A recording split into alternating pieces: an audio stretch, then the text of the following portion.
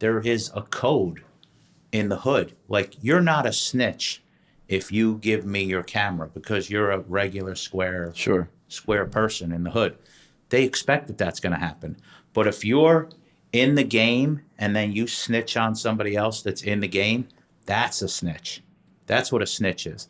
A snitch is not a regular square person that owns a business and provides cameras to the police, or if you're an average Joe and you say you saw a blue car driving down the street or something. That's not snitching. That's what they would like you to believe, but the real code is that if you're in the game, you're in the game. You take the good with the bad. But if you're a regular square person, hands off. You don't get touched. They really do. I mean, everybody always talks about the opposite, like treating them differently, but they treat the rest of society differently. Yes, they do. It's like they're playing their own little game. They are. They're playing in their own game. And I always said it. I lived in opposite land. So you have a barbecue. You're going to have a barbecue. What time are you going to start the barbecue at? 12. 12, 1, 3 o'clock in the afternoon, right? They're going to start their barbecue at 11, 12 o'clock at night.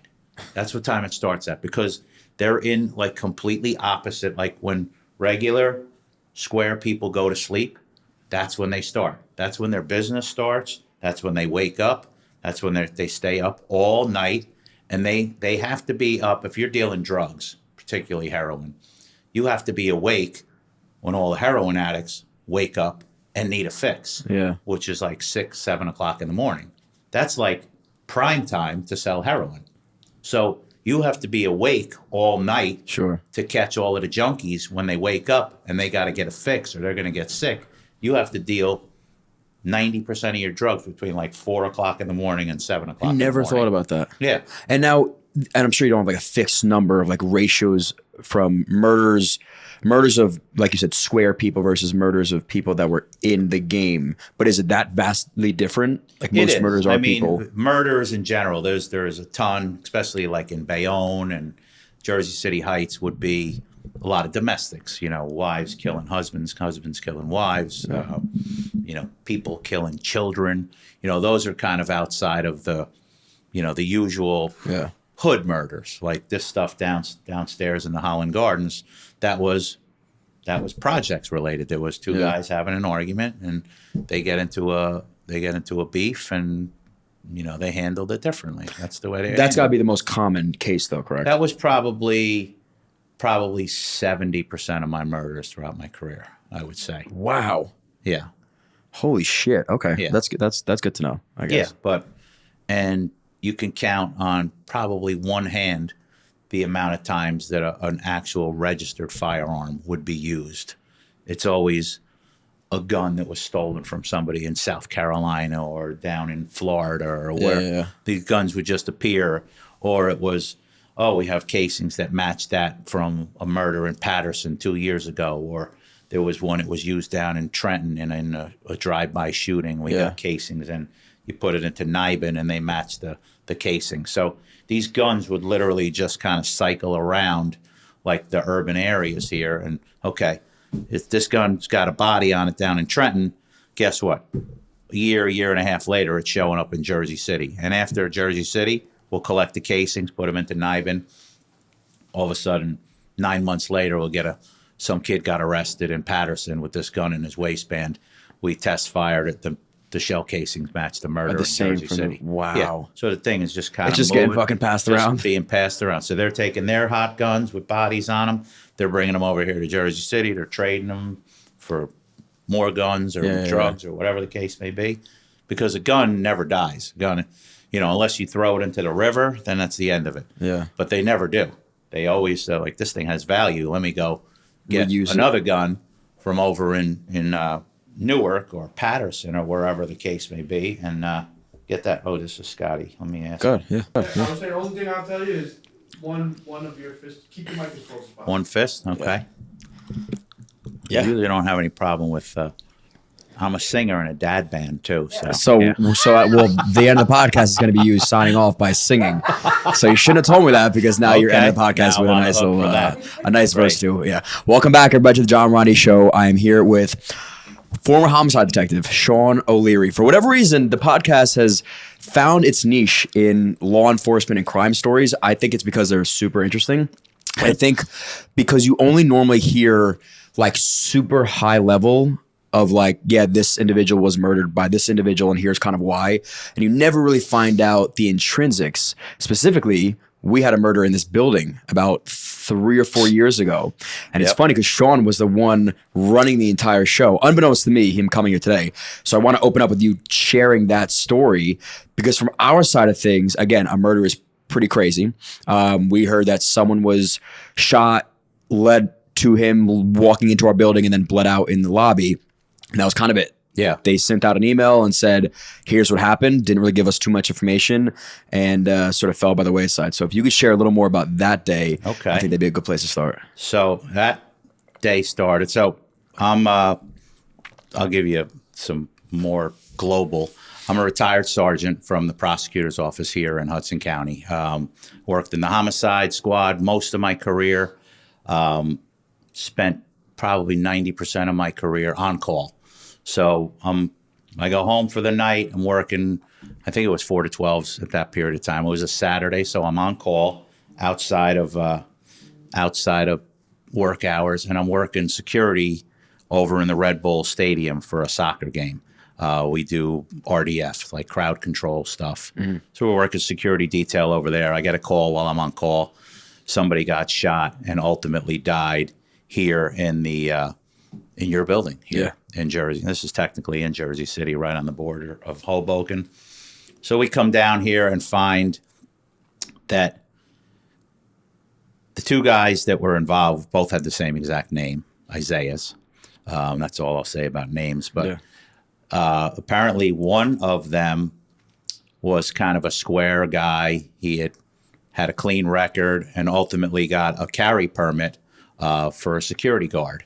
And he was working as a security guard in your building here for the pool upstairs. Yeah. So he was kind of checking people in and out of the pool, make sure that regular off the street people didn't come up and use the pool. He gets off of work and is coming downstairs. He's got his car parked right down here on the street. At the same time, now he's from Greenville in Jersey City, which is a rougher part of the neighborhood, Jersey City. And they're not really gangs. They're more of like little neighborhoods, blocks, certain projects would have problems with each other. So the history behind it was Isaiah, number one, the security guard, was down in southern Jersey City and they had a problem. And apparently there was a shooting and one of security guard's friends gets shot by the second guy who just so happens to be having a party in the building. His mother was having a 40th birthday party, if my memory saves me. Yeah. And he's in the building downstairs in the common room. The other guy walks by getting off of work, comes down the elevator, walks through.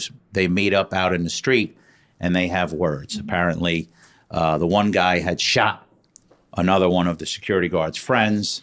About a week earlier, security guard guy takes his friend to the hospital, essentially saves his life, gets him to the hospital quick enough, and the guy lives. The investigation for that is in Jersey City's hands. I don't have anything to do with it. Long story short, this guy whose mother's having the party in the basement thinks that the other guy is kind of sneaking up on him. He's like, what are you doing down here? Why are you following me down here? He's like, I know what you're up to, but this, that, and the other thing. The other guy's like, nah, it's not like that. I'm not. So the guy walks over to his car. They keep jawboning in the car. Now the first guy, the security guard, has a legally owned firearm that he's authorized to carry in his car. The other guy's talking. He's kind of approaches him in the street. The other guy may feel threatened. He basically rips 5 shots out the window of his car and shoots and kills this kid. He runs into the lobby of your building and collapses here and dies in the lobby. So the man with the illegal firearm was the one that murdered? No, he murdered him with a legal firearm. He was authorized to carry. The security guard was the one that... Yes. He went to his car after they got into it in the street. They There was some threats made, and there was, when the guy was in the streets, there were some overtures about, I got a gun, I know how to use it, keep sneaking up on me like this, and I'm going to take care of you. Understood. Because the security guard worked here. Correct. Thought the other guy was here to sneak up, but he was here for his mother's birthday. Actually, the opposite. The guy who was here for the birthday thought that the security guard guy was sneaking up on him. Okay, So but that's so the man that was murdered, his mother worked here. I think his sister or sister-in-law worked here as a concierge. So she got access to the common room Yes, for the correct. birthday party. Yeah. So they come down here and have the birthday party with all sorts of family and stuff like that. This is a totally benign event where it just kind of like two worlds collided right here in the lobby of your building and outside the street of your building, and one thing led to another. But yeah, I have my feelings about how it kind of played out and the granular details of it. The fact of the matter is this guy left. He didn't call anybody to report it. Those things probably don't work in his favor. He shot the guy and left and went back to his house. And I had to go back to his house and do a search warrant the next day once we realized who he was. And, he called an uncle and told him what happened. And, we found out in a kind of like a roundabout way. Okay, because so you're saying when you said he didn't call anybody, as in like didn't call the He cops. didn't call 911. Right. Certainly. If he felt threatened, If he felt threatened or something like that, probably the best course of action would be like, listen, I thought I was going to get shot. Someone was making threats against me. They were coming towards me. They threatened me, and I shot him with my gun. I left the area for my own safety, but somebody probably needs medical aid. Yeah. That's the proper way to do it, I guess, but that's not the way things happen in the hood, unfortunately. And were they traced back to living in the projects in Jersey City? Did they both live here? The one guy lived in southern Jersey City. The other guy lived in Bayonne, just not far from there at all. Yeah. Bayonne and Jersey City abut each other. Yeah. So You mentioned crime rates, murder, and crime in general has been down since you started. But let's take a step back from like now till then. What was the most dangerous city in Hudson County? Jersey City, always. Really? Jersey City, yeah. Always, yeah. I think every year that I've worked there, 24 years, always led the league in batting. Yeah, they always had the most murders forever. You would have Hoboken would contribute maybe one or two. West New York and Union City would be good for a couple a year. Bayonne would be usually good for 2 or 3 a year. Largely domestic stuff. Then you'd have the Sea Caucasus and the West Hudson, Kearney and Harrison. They'd be good for a couple a year, but always Jersey City would probably account for 90% of the murders. And on average, how many murders a year would Jersey City have? So that's where the statistics bear out that the crime rate is down significantly. When I first started in 2001, we probably had in the neighborhood of 35 to 40, 45, 40 something murders in Hudson County over the course of the year. Peaked in 2006. I think we had 51 murders. Wow. That was the highest. Because I did these statistics for the PBA when we were arguing about we should make some more money. Yeah. We were working on 40, 50 murders a year between 2001 and 2010. And then 2010, things started to take a significant drop. Probably averaged between 2010 and 2020, probably in the neighborhood of 25 to 30 murders a year. That's very different. It's, significant. And since then, probably 20 to 26. I just talked to the guys this morning. They have 6 murders in Hudson County to date. They had one yesterday. That was the 6th murder in Hudson County. And we're halfway through the year. So if they get 15, it'll be a lot. Where was the one yesterday? It was up in North Bergen, up by the old Hudson News building on Patterson Plank Road. Gotcha. That's dramatic, though. What do you think the reasons are? I think the reasons are law enforcement has just gotten a lot better at their job. There's a lot of things that video, for instance, has taken colossal steps forward in the quality and the ubiquitousness of video. It's everywhere. Every house has a Ring doorbell. Every business has cameras. Cameras are much cheaper.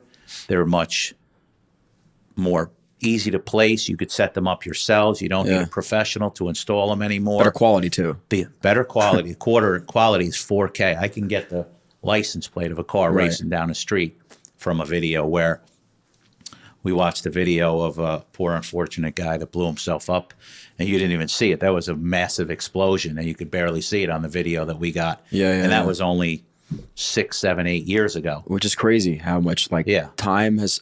You would think 6 years ago we'd have legitimate. That was 2019, 2020. Like you would think we had good cameras back then. Cameras were comparatively to 10 years or 8 years before that, they were leaps and bounds better than that. But they have gotten so much better, so much quicker, and storage space is so much easier nowadays. It used to be when I first started, there would be a guy in a bodega and he'd have 7 videotapes. Monday, Tuesday, Wednesday, Thursday, Friday, Saturday, Sunday. And he would take it out and put the next one in. And then he would re-record over them for 365 days a year. By the time you looked at the video, it would be like looking through like wax paper. You couldn't even. So. And God forbid you needed something from like 6 months ago. 6 months ago, it was gone. Yeah. You basically had, maybe 36, 48 hours to get a video. If you didn't get it in that time frame, it's gone. It's just gone. Yeah. Where were you prior to being a homicide detective? So, I got into law enforcement right out of college. I started in the Hudson, or rather the Bergen County Prosecutor's Office, pretty much right out of college. I was all supposed to be a lawyer my whole career. I'm like, okay, I'm going to go to Montclair State. I'm going to drink myself silly up there, get a political science degree, and I'm going to go to law school. Yeah. So at the time, my girlfriend's brother was the Bergen County prosecutor, John Fahey, rest in peace. And he hired me right out of college to work as a civilian investigator, an agent in the Bergen County Prosecutor's Office, where just doing kind of civilian investigative work. You're taking stuff up to court, evidence, moving evidence, calling witnesses, just doing in-house stuff. And I'm like, shit, this is pretty intriguing. I'm watching the lawyers do their job, and that's kind of sitting at a desk and going up to the courtroom. Yeah. And I'm watching the detectives do their thing, and this is some real shit. These guys are investigating murders. They're investigating drug cartels. They're smuggling operations, sex crimes. I'm like, this is unbelievably interesting. And now, so in that period of time, I'm like, okay, maybe I should change tracks here and stay in law enforcement. So I was fortunate enough that I got picked to go to the academy. I went to the police academy in the fall of 1992, only about a year and a half out of college. And I graduated from the police academy in, I think, February of 93. Now, is this the state police academy? This was on the same grounds as the state police academy, but the Division of Criminal Justice so has it's their separate. Police academy. Okay. We're in the same place. We're in Seagirt, where the state troopers do their police academy. It was state troopers, Division of Criminal Justice, and corrections, all doing police academies alongside of each other in Seagirt. And what year was this? This was in 1993. I'm trying to match it up with Uncle Steve when he was So when he was down at Seagirt. I was in Seagirt again for the second time. So the arc of that story was I get made a detective. I'm on the job for about 7, 8, 9 months, but I'm a raging alcoholic. Oh shit! At the time, so definitely known to me, but ignoring every single sign along the way. DWIs, drunken fights, losing guns, everything that you can do. And then finally one morning, a drunken fishing trip with my fraternity brothers, I got into a fight with Stuttering John down in Belmar, next door. Got picked up by the Belmar Police Department probably 2 or 3 times in the course of 24 hours. went over to the police station. My friend got arrested for drunk and disorderly, and then I went in there and made a jackass of myself, demanded that he be released to my custody, and I was pissed drunk. And long story short, ended up calling the sergeant behind the desk an asshole and kicked the door off the Belmar police station, and ended up getting locked up myself. And that was the last day. Last day I was a cop in Bergen County, and also the last day I ever had a drink. So, And you're a pretty big guy, so I don't think people want to see you angry and drunk. well, yeah, I was bigger. Manjaro took care of you got a big but you got a big frame to you. So that's pretty nuts. So that was kind of like your eye opening. It was that was it for you. As soon as that you was were, it. Well, yeah, that was. I mean, like I said, I ignored a million warnings. I guess that's my question. Like, why was that the one that stood out to you? Because I had found my dream job And you lost it. and I pissed it away. Yeah, I pissed it away, and it was extraordinarily humiliating and humbling at the time. And I decided at that point in time I never wanted to feel that way again because of drinking, and it was almost entirely because of how I behaved myself. And but I spent the better part of the 90s kind of figuring out who I was, absent alcohol, because my entire adult life, from probably 15 to 20, I think I was 25 when I quit drinking. It was just, I was a big Irish life of the party guy. Yeah. And I just didn't know when to stop. I didn't know when to go from the frat house to the station house and behave myself accordingly. And, it had consequences, and, I figured it out. Luckily now I got dozens of friends who are like, oh yeah, I quit drinking over this long, awesome. or I got divorced, or my kids don't talk to me, or whatever the case may be. I crashed a car, or I lost a job, whatever.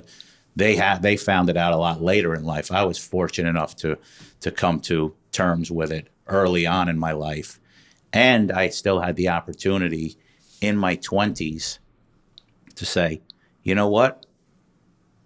I could be the life of the party because I have a personality. It wasn't because I was drunk and I would have a personality. I have a God-given gift, the gift of gab. I have a good sense of humor. Yeah. I can kind of like chameleon my way into a lot of situations. And I found out ultimately that those are things that are incredibly useful in my career. So going through the arc, I worked for the phone company. I worked for the cell phone companies doing investigations for them after I left Bergen County. No, I'm sorry. So you leave Bergen County, Yeah. right? How are you now able to get back? So it took a while. It took a good 8-10 years before I got back into law enforcement. Holy shit! Yeah, I didn't go from one to the other. Oh. So I worked for Cellular One in the cellular telephone industry, Okay. doing investigations with them, and then ultimately worked for the phone company. I worked in corporate security for them, again, mostly doing investigative work. And another good friend of mine, Wayne Hull, and his brother Terry, was the first assistant prosecutor here in Hudson County. He knew the whole story. He knew the arc of my career. He knew that I kind of fucked up, and he said, "Yes, Sean's a good dude. He's not a bad guy." At that point in time, I had given up drinking for 6, 7, 8 years. He says, if you ever want to come back into law enforcement, they're always trying to hire people in Hudson County. People would come to Hudson, get hired, and they just leave and go to another prosecutor's office. Why? Secret Service, because the pay was deplorable. Oh, okay. Pay was horrible in Hudson County. Yeah. So in 2001, the spring of 2001, I'm getting married in May of 2001. Terry Hull says, if you want to come down and apply for the job as a detective here in Hudson County, the pay is like $32,000 a year. I was making probably $75,000 a year at the phone company, but I got laid off. They said to me, this is literally a month before I'm about to get married. The good news is you can keep your job, but you have to move to Chicago, Dallas, or Los Angeles. I looked at my now wife and said, what do you think about Dallas, honey? How about Los Angeles? She's like, you're out of your fucking mind. She's like, I never wanted to marry a cop, hated the idea, but we ain't moving to Dallas or Chicago. So I got married in May of 2001. I started the police academy literally 20 days later. Wow. So I'm in the academy June of 2001. You got to do the whole thing over. Like you did it. Started from scratch all over again. Back to the police academy for the second time. And you're the oldest dude in the group. No, not necessarily. There were some older guys because in our police academies, you would have guys that worked in corrections. If they wanted to go into internal affairs, they would be on the job for like 8 or 10 or sometimes years, and then go to ours was the basic course for investigators. So I understand. Okay, I got it. Yeah. Basically a police academy, how to be a detective, how to use investigative skills. Whereas the basic police academy, like your Uncle Stevie does, the state police academy is much more geared towards like patrol type stuff, where ours was more geared towards investigative type stuff. Right. So, and then you had alongside of us, they had corrections officers, and theirs was geared towards corrections type stuff. So the police academies are unique in that regard. They kind of teach you the basics of the job that you're about to take. Understood. In New Jersey, in the prosecutor's office in New Jersey, each county, the prosecutor is the chief law enforcement officer in the county. So they decide what crimes they're going to investigate. So in most, if not all of the counties in Jersey, the prosecutor's office has a homicide squad that investigates all the fatal shootings, suspicious deaths, suicides, etc. in that county. So in New Jersey, Newark doesn't have a homicide squad. They do have a homicide squad, but they work with the prosecutor's office, and they work them together. In Hudson County, since 1982, the formation of the homicide squad in Hudson County, they took over for Jersey City. Jersey City used to investigate their own homicides. In 1982, the prosecutor at the time said, you know what, we're going to do this on a county level, and we're going to take it over. Jersey City has a major role in it, but the decision-making process and the chief law enforcement agency is the prosecutor's office homicide squad. Okay, so does Jersey City have their own homicide unit? Like, no. Okay, they don't at all. No. Because I would have to assume there'd be like stepping of toes if they did. No, they don't. So the homicide squad in Hudson County is kind of a task force mentality. There's multiple detectives from Jersey City police that are on loan to the prosecutor's office homicide squad. Got it. So I think at the current time there might be five Jersey City police officers and sergeants that are assigned to the homicide squad. And they work directly with you guys. They work directly with me.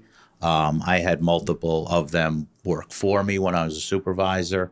So it's kind of a weird dynamic where I'm a prosecutor's office sergeant and I may be responsible for supervising another Jersey City sergeant in some cases. And again, like this is where I'm so intrigued because I think there's so much gray area for us. Like, so give me like in layman's term, high level example, murder in Jersey City, you're there, Jersey City cops are there. What is now each of your roles? Okay. So a non-fatal shooting, somebody gets shot. Like for instance, the one downstairs, we'll use that as an example. This is technically in Jersey City. So as that happened, like I said, I was working over at Red Bull Stadium. We got the phone call. There's a shooting. The guy's going on his way to the hospital. We're not sure what his status is. So from that point right there, the Jersey City police is investigating it. So I think it was an hour and a half later, the guy gets pronounced in the Jersey City Medical Center. He's dead. So now the Jersey City police are like, okay, this is the homicide squad now. Now it gets turned over from that point in time to the homicide squad. So the Jersey City police are here. They're waiting for our arrival. We'll get here within half hour, 45 minutes. And in this particular case, in this building, they already had half the videos queued up. They already knew the names of some of the actors. They knew, what kind of car the guy was driving that he left in. So a lot of that stuff, the Jersey City police, had this guy not died from his wounds, they would have been doing the investigation. They already, in an hour and a half, they had already had all of that information for us. So we come in and they hand it to us. They say, okay, here it is. Here's the video. We queued up the videos. We got guys pulling the videos for you, the pertinent ones. And then they hand it to us, and they're like, "Adios, good luck." Got it. They're Yeah. they are no longer part There's of this. still Jersey City cops on scene. They're handling like scene security. Sure. They will have identified pieces of evidence that are of value, shell casings or shell casings in the street. Those are of value to us. So there's still a presence, but investigatively, they have their ceasefire detectives are the ones that do non-fatal shootings. Those guys are like, it's all yours. Yeah. If you need anything, All right. give us a call. Yeah. We have great relationships with them. I've been working with most of those guys for years. They've come up. Some of them ultimately ended up coming over and working in the homicide squad from there. So the relationship between the Hudson County prosecutors and the Jersey City police, when I first started, not so great. Why is that? Because a lot of Jersey City, old school Jersey City cops thought the prosecutor's office guys were rats. You know, they're Ratting on who? They didn't trust us. We never drove patrol cars. They didn't think we had any chops, you know. So they didn't like us. Every time we went there, it was like fucking prosecutor's office humps, you know. Oh shit! But I feel like you're working together. Who are you?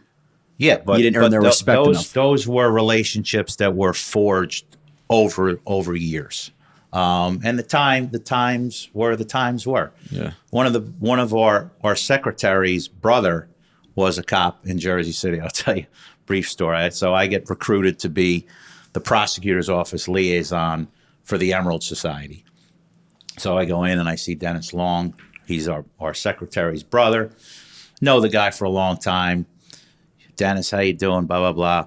So they go to the meeting and they're like, okay, we got a new guy here from the sheriff's office. He's going to kind of help recruit guys from the sheriff's to the Emerald Society.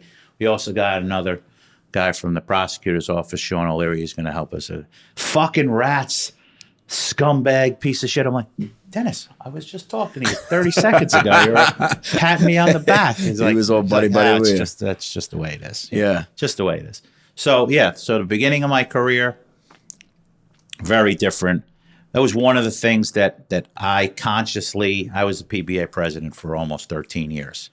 I consciously did in my career is we have to get better relationships with the Jersey City police in particular. All of the police departments, but since we work primarily with Jersey City, it need to improve and we need to kind of trust each other. There's still always small issues back and forth. And a lot of it would have to do with our internal affairs. The prosecutor's office has the county internal affairs. And if somebody did something wrong, Jersey City cops do something wrong, they ultimately get investigated and maybe even arrested by the Hudson County prosecutor's internal affairs. So those guys had a hard time kind of reconciling, like, oh, these are the guys that are going to arrest us. And now they want us to work together, happy-go-lucky family. But the fact that we worked with Jersey City cops on loan to us, like my partner for years, Brian Cahill, was a Jersey City cop. He kind of paved the path for me to know so many more Jersey City cops and work with them on a regular basis. And really, even more than that, just kind of hang out with these guys. And we played in their softball tournaments where that never happened before my time. We would be involved in, a lot of their benevolent operations. We would go to the funerals for the guys, Jersey City cops that were killed. I lived, unfortunately, through the death of, I think, 5 Jersey City cops on duty. And our PBA would just, give them anything they asked for. We covered shifts in Jersey City when they had the funerals so that all the officers could go. We had guys, doing patrol in the South District. We don't know shit about being patrol cops in Jersey City, but we did it for them so that their brothers could go to the funerals. Sure. And, so we built that camaraderie over the course of the years. It wasn't me entirely, but it was something that I, as the president of the PBA, said we're going to do everything that we can to kind of forge more of a brotherhood. And at this point in time right now, it's fantastic. Yeah. The relationship with the Jersey City Police Department and the Hudson County prosecutors is fantastic. It took some time though. You know, it wasn't always that way. Yeah. And still in other places, I heard your uncle Stevie talking about his partner was a prosecutor's office guy. Yeah. Same thing. When he first started, he was a little cautious with them. You don't know these guys, and they're the prosecutor's office, and half the people, A, in society, and B, even in law enforcement, don't really understand what we do in the prosecutor's office. Yeah. We walk around, we're wearing suits, we're dressed up. You know, we don't drive patrol cars. We don't know that life. Some of our people are gang unit people. They're dressed in backwards hats and Yankees jerseys, and they look like street cops. Yeah. But the rest of us, I don't know driving a patrol car. I never did it. Yeah, I never claimed to. I always had the utmost respect for those guys. They bring an incredible knowledge base to homicide investigations if you've done that. But you can't have that same mentality about solving murders as you do with driving a patrol car. Sure. They're two different. I often say being a patrol cop in Jersey City and being a homicide detective in Jersey City is like saying that a priest and an altar boy are the same thing. Yeah. It's not the same Just thing. two You're separate just jobs. two separate jobs, two completely different mindsets that you have to be successful at it. And you're on the same altar, you're in the same city, but it's not the same job. Yeah, I could see now why there's It's not. reservations. And like, I'm not saying that homicide guys and prosecutors got not even close. Not saying that we're the priests and they're the altar boys. Yeah, no, I got it's you. not that at all. Yeah. It's just two completely different jobs. Right. When you're trying to maintain order on the streets of Jersey City at midnight, and it's maybe you or you and a partner against the whole block, Wilkinson Avenue or something like that, and all hell's breaking loose. That's a different job than I had as a homicide detective showing up after the fact. I got my tie on, I'm looking all good. I got $250 shoes on, Right. I look sharp as hell. Everybody knows who I am when I get out of the car. They're like, oh shit, Big Sean from Homicide's here. Yeah. They know who I am because we look the part, we act the part a lot of times. We were caricatures. I smoked a cigar almost my entire career in violation of every rule that they gave me for a car. I would be smoking my cigar in the county car. I would get out. I would have a football in my car the whole time I was driving. So I would get out and I'd be in a neighborhood where nobody wanted me there. But I'd get out and I'd have a football and a cigar hanging out of my mouth. And I would just take the football and I would just throw it to somebody. Just to make nice. Just throw it. Yeah. Throw it to some guy. And then guess what? He would throw it back. And then my partner, girl Sharika, she was the one who coined the moniker Big Sean. So Big Sean would be out there. Next thing you know, we're throwing football. And there's half a football game going on Wilkinson Avenue. Yeah. Now, half of the street is like, get this fucking guy out of here. The other half's like, oh, he's throwing a football around. And like, I'm asking somebody for a light. They're asking me for a light. It's like a camaraderie type thing. You kind of let the guard. You show up in the suit and the tie, but by the time you're done, the tie is all off. You're sweating. You got your jacket off. And you're throwing a football. Yeah. You look polished, but you got to let them know that you're down to get dirty with them too, because in their eyes, they did all the grunt work, and you come in and you're the Superman of the day. And, the jurors, and there is some of that perception that the homicide guys, they come in, they grab all the glory, they Exactly. get all the credit and stuff like that. That's why consciously our office would always, the first people that they would thank when we got a conviction and a arrest and a murder, they would always thank the local department that was involved in the investigation. Yeah. Because without them, we start 5 squares back. Yeah, of course. If we don't show up and stuff isn't, and we've had it. We've had instances where we show up and there's no fucking scene. There's no witnesses. Every witnesses have been chased away. Whatever the case may be. And it starts off and it's fucking disaster. Yeah. They don't, people are kicking shell casings into the sewer. Sometimes cops are the ones doing it, and they don't care. They might cordon off a crime scene that's as big as this room, when in reality the crime scene might be 2 blocks long. Yeah. And they got cars and buses and stuff driving all over it, and that's a disaster. And you have to kind of correct that. And Jersey City they have reps. They know how to do this stuff. But when you get into the other smaller towns outside in Hudson County, they didn't have the same level of reps. Yeah. And they don't do this stuff very often. So, there had to be some kind of like learning curve.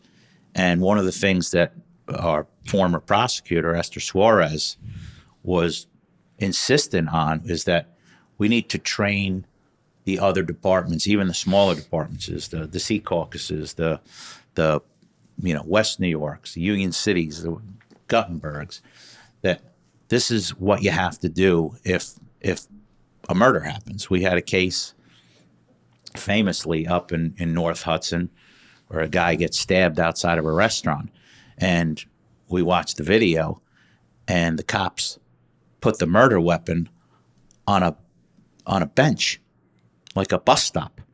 And literally, we're watching the video, and there's like literally people coming and sitting on the bench next to the murder weapon, like this, where your phone is, for like 45 minutes.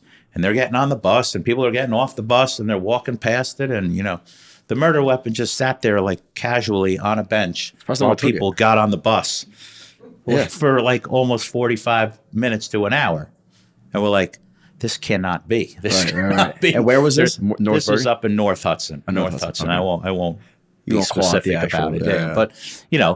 But since then, they just didn't do it. I don't know when the last time they actually had a murder was.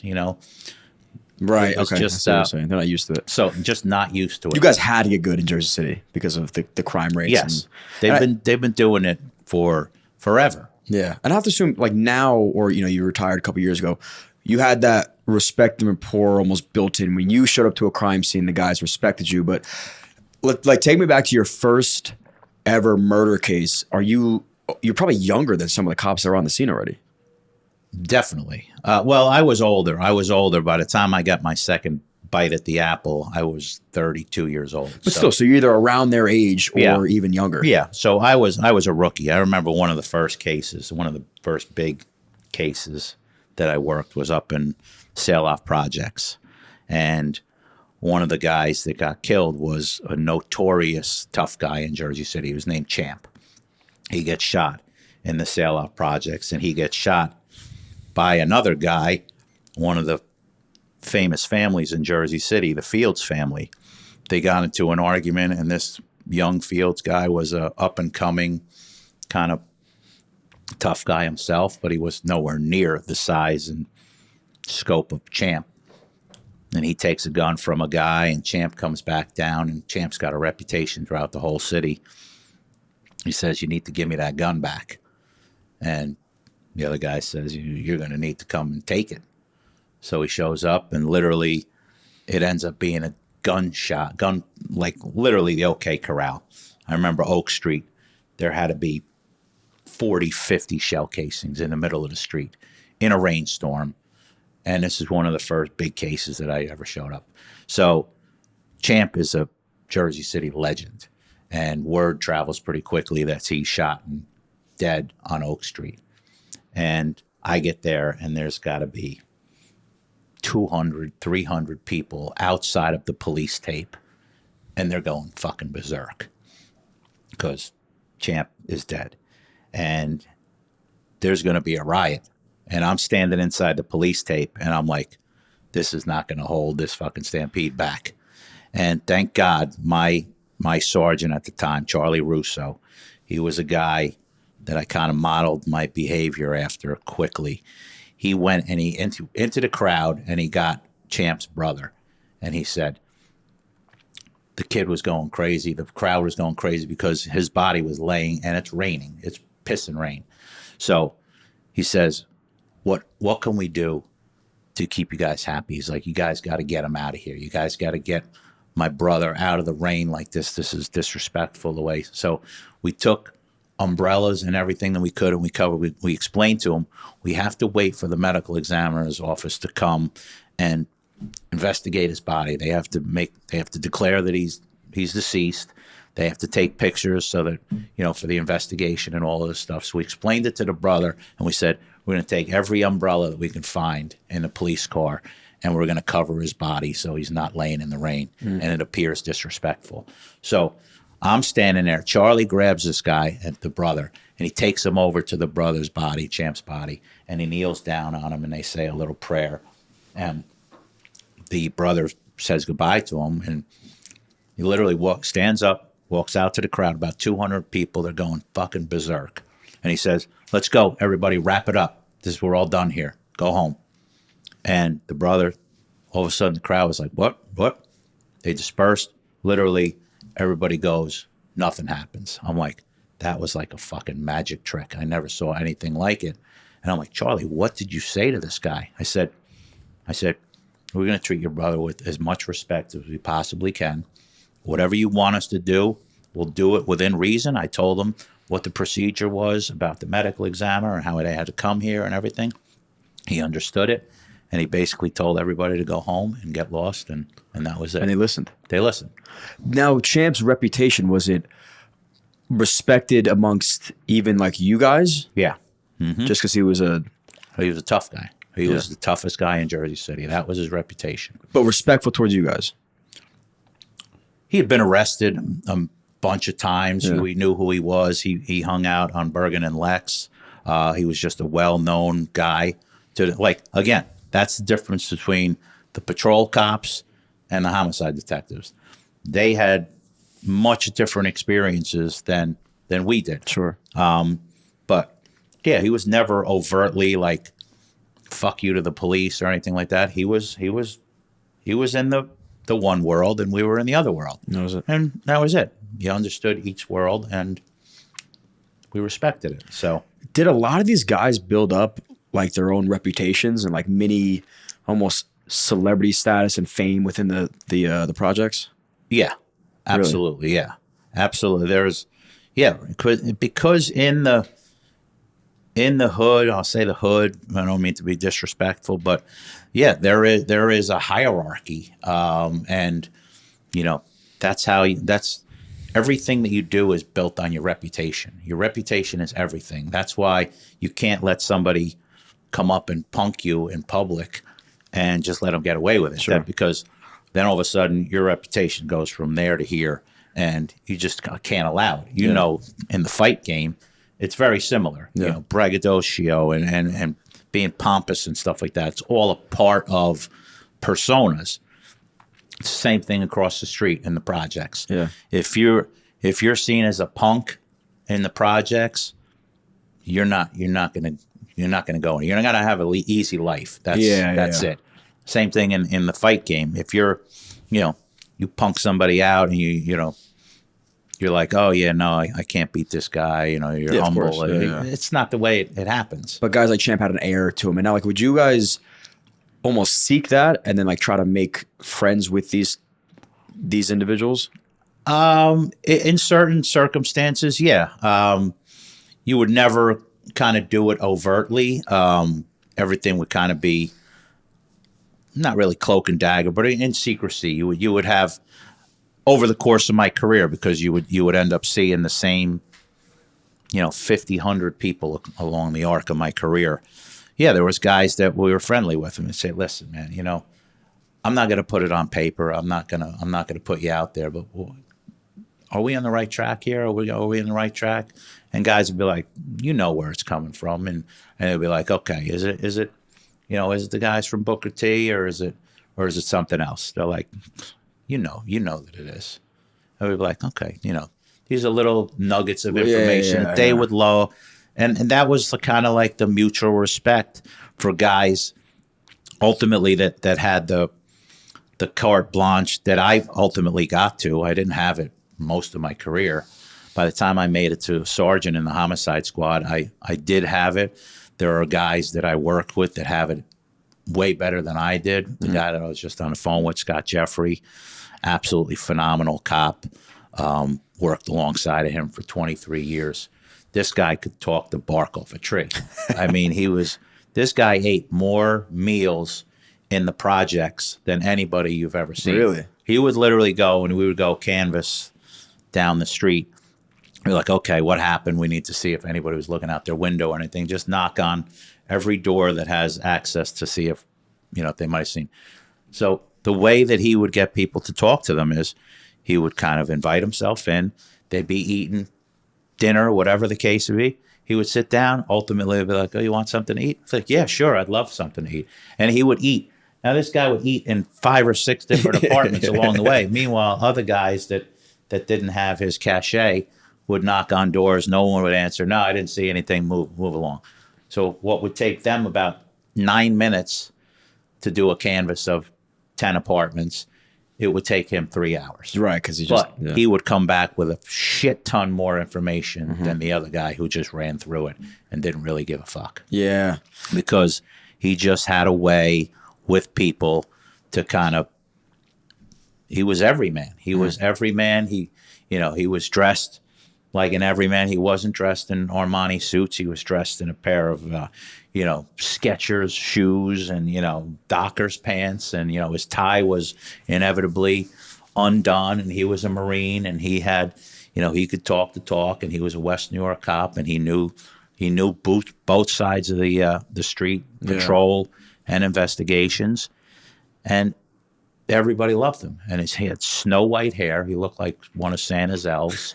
And he's the nicest guy you'd ever want to meet. And people, no matter where you went, would talk to this guy. He was just a disarming character. So you didn't need real true informants. You just had people that were kind of willing to share information if they had it. Not the informant game is more of like a narcotics thing, to be quite honest with you. That's an informant based game. We always had people that we were kind of friendly with that we could get information. You were very, very rarely going to get somebody to go, as we would say, go on tape. Come into the homicide squad, go into the interview room, look into a camera and tell us, John Rondi did this. Yeah, right. I saw him. He had a gun in his right hand. He took the gun and threw it in a river. That was rare. Right. That was rare that we were ever going to get that to happen. And again, it goes back to square people versus people that are involved, that are in the game. Yeah. If you could get somebody to tell you that was in the game, it was a feat. But that person's also now put themselves in massive amounts of jeopardy. Yeah. I mean, I don't want to do that. I don't want to sacrifice your well-being for that. If I can kind of do an end around and get to that same point by interviewing 4 people around the periphery instead of having you just come in, and especially these young guys, most of the murders in Jersey City were involving young guys, young people. What's young? Probably the most dangerous persons in Jersey City when I was working there was between 15 and 20 years old. 15 years old. 15 years old. They have just no sense of dangerous motherfucker. Yeah. Because a 15-year-old they probably got involved hanging out with the guys on the street when they were 12, 13, 14 years old. By 15 now, they're starting to have their comeuppance, and basically in order to prove yourself, if you want to be a shooter, if you're going to be a big shot on the block, you gotta start early. Yeah. So a 15, 16-year-old kid on the streets of Jersey City, he's more likely than a 22-year-old or a 23-year-old guy to be carrying a gun and to use it, because they know they're under the age of 18. They could probably get away with a juvenile if they get charged with something, they're going to get charged as being a juvenile. But yeah, that's probably the most dangerous motherfucker in Jersey City. So you get a 15-year-old kid with a gun. He's charged as a juvenile. What happens to him? Well, he's going to get arrested. He's going to go to juvenile detention, which is like a holiday compared to going to the Hudson County Jail. Yeah. The judges oftentimes in the juvenile system are far more lenient, and oftentimes the parents if they had a stable house or anything like that, they would get released and be on like monitoring, ankle monitoring or stuff like that. I've seen a bunch of times in Jersey City where, oh, this 15 or 16-year-old got caught with a gun. They would just let him out. They would just let him go back out. And next thing you know, he's back out there and he gets arrested a second time a month later. I'm like, if you were 15 or 16 years old and you were carrying a gun in Jersey City, there was a reason why. Yeah. Probably because the guys on the next block or 3 blocks over are probably trying to shoot and kill you. So the first thing you're going to do when you get out of jail after you get arrested for having a gun is what? Get another fucking gun. Yeah, you got to get another gun because the same people are trying to shoot you. And now they might suspect that you got out because you snitched on them or you did something else. That was another, supposed understanding of it. Okay, you got out of jail. The first thing the street thinks is because you snitched. That's why you're out of jail. Yeah. Not because the judges in the juvenile system might be a little bit too lenient and they let juveniles out because, mom and dad have a job and, they own a house in Jersey City and that's where you're going to be. And they're going to put this fugazi ankle bracelet on that you could freaking literally slip out of and go run in the streets. Yeah. It's just, it was a joke sometimes that the leniency of the juvenile system is sickening. We had a case where a guy was literally sentenced to a youth prison or whatever. So it was like a camp and they would get like weekend visits. This guy came home on a weekend visit and the guy was supposed to pick him up. Meanwhile, when the van is at his house trying to pick him up, he's calling him. They're killing a friggin' guy over in Saloff and ditching the car down in Secaucus. And this guy is like hitchhiking home to get back on the van to go back to the juvenile Like camp. nothing happened. Like nothing happened. Yeah. And the guy's like, hello, I'm here at your house. He's like, oh, yeah, no, I got a flat tire. I'm going to be there in a little while. Meanwhile, they're torching a car down in Secaucus because they're using a murder over in Saloff. It was an absolute joke, some of this stuff that was going on. I'm just surprised because you know that they're the most dangerous. So why does the court not acknowledge that? I don't know, because they believe in rehabilitation over punishment. Yeah. But there are the circumstances matter. That you can't just walk around and carry a gun. You have to know Jersey City and you have to know the blocks that are involved and there's 5 or 6 different areas of Jersey City that are constantly at it with each other. Largely the projects in Jersey City. You have Marion versus Saloff versus Curry's Woods versus Booker T versus, up top. They call up top, down by the south end of Jersey City. All of these different groups are beefing with each other. And if you arrest young guys with guns, they're going right back into that. You're putting them right back onto the block where you picked them up. Yeah. He's not going back there. Yeah, what do you expect them to do? Yeah, exactly. What do you expect them to do? Who or which was the most dangerous project? You mentioned Booker T a lot. Booker T was definitely up there. That's right. It's kind of right on. I don't know if you know where it is. It's right on the dividing line, right by the Jersey City Medical Center, not far from there, across the street and down the street. The turnpike that goes right here. 1 and 9? No, the turnpike going right into the Holland Tunnel here. Oh, yeah. The turnpike extension that goes back up and then goes down into Bayonne and back in. That inside of the turnpike was generally considered like downtown Jersey City. Yeah. And that was like the safer area. Booker T is literally right outside of that, just to the west of that. They were dangerous. We had a bunch of murders in and around there involving guys from there.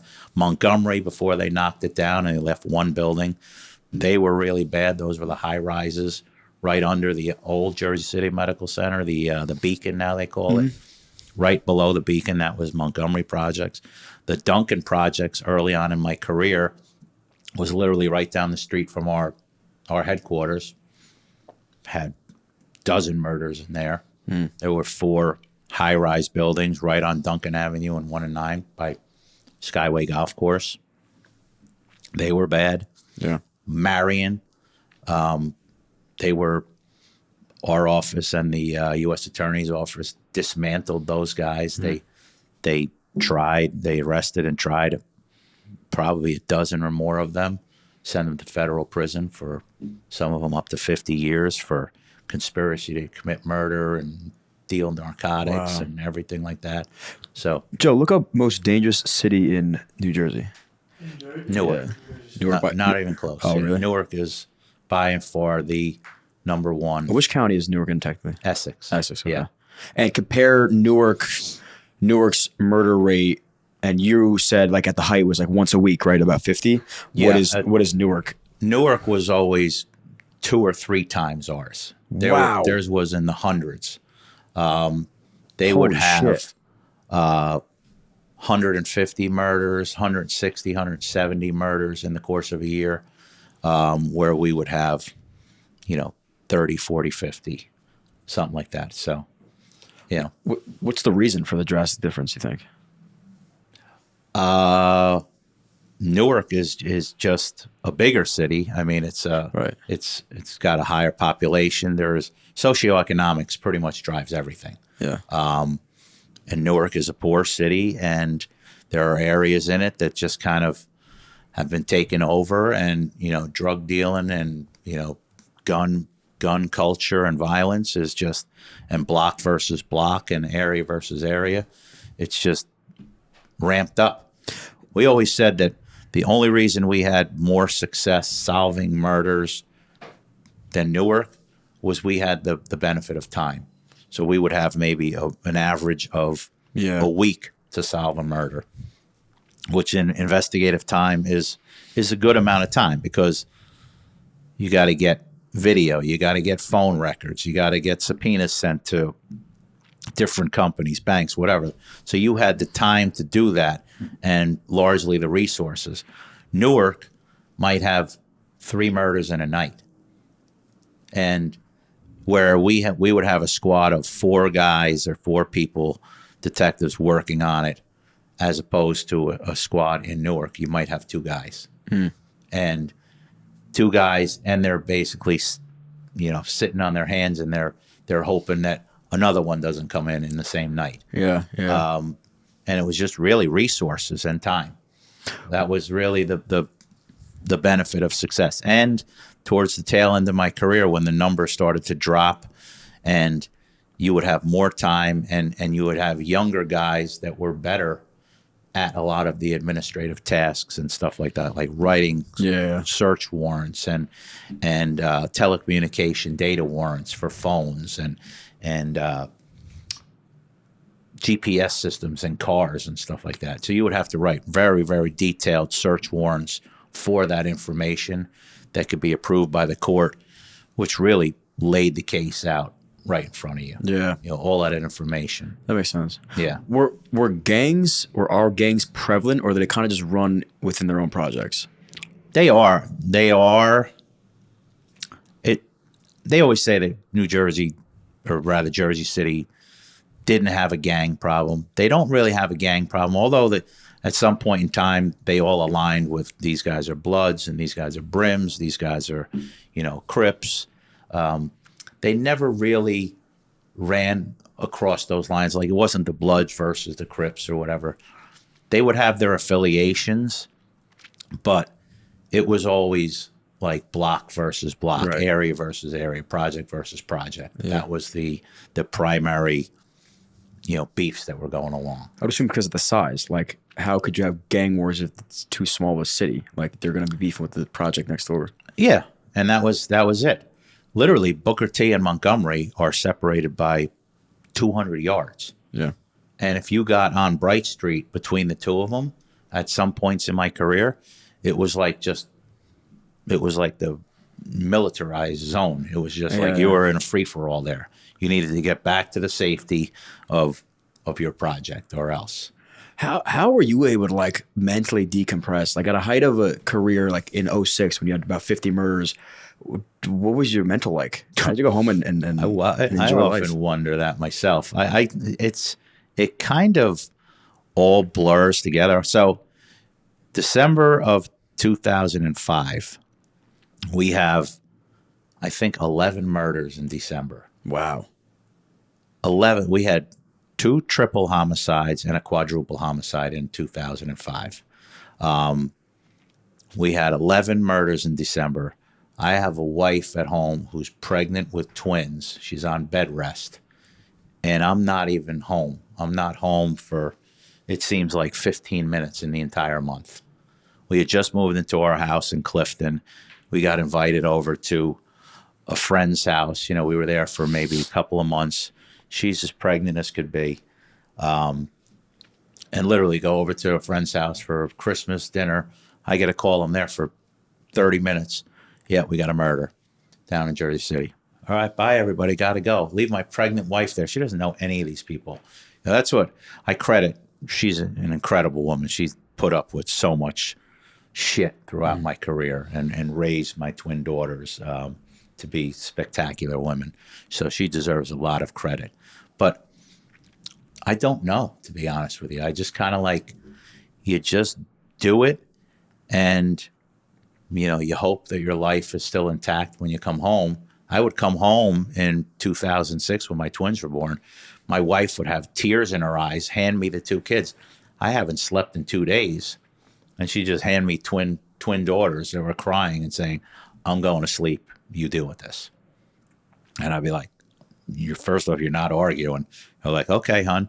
And I remember literally feeding my daughters, holding one bottle with my feet and the other bottle with my hands with twins. Like, she would be in a little boppy pillow and I'd be passed out in a chair. And my wife would come down. She's like, "I thought you were handling this." I'm like, "I thought I was too." You're like, I thought I am. I thought this was pretty innovative. Yeah. I was gonna say that was pretty impressive.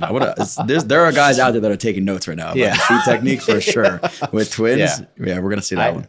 And the good thing about having twins is you don't know anything else. Yeah, you just know having twins. Mm-hmm. So, like, "Oh my God, how did you do it?" I'm like, I never had one kid. I only had 2. Yeah. So, you know, you just deal with having 2. Yeah. Did dealing with murder and death get easier as your career went on? I don't know if easier is the right More numb word. I don't think I ever got numb to it. I never did, because I never lost my empathy for the victims of it and the families of it. And I think that's what made me a better detective over the course of time, because I did always keep that empathy. Listen, I cried myself all the way home multiple times. Really? Here. Yeah, because, you know, you realize, you know, the cost. Somebody gets killed in the streets of Jersey City, and there's, you know, dead guy in the street covered in a white sheet, and people are going fucking berserk. But you have to be the force. Like I said before, we got out of the car. We had the nice shoes on. We wore the nice suits. We might be smoking the cigar. But you never lost sight of somebody just lost somebody in an instant. In an instant, they got a phone call and said that, you know, John is not here anymore. John is dead. And they're like, "I just talked to him on the phone 15 minutes ago. I just saw him at the restaurant yesterday." Or, you know, "We just went to Great Adventure," whatever the case may be. And now in that quick, that person is gone.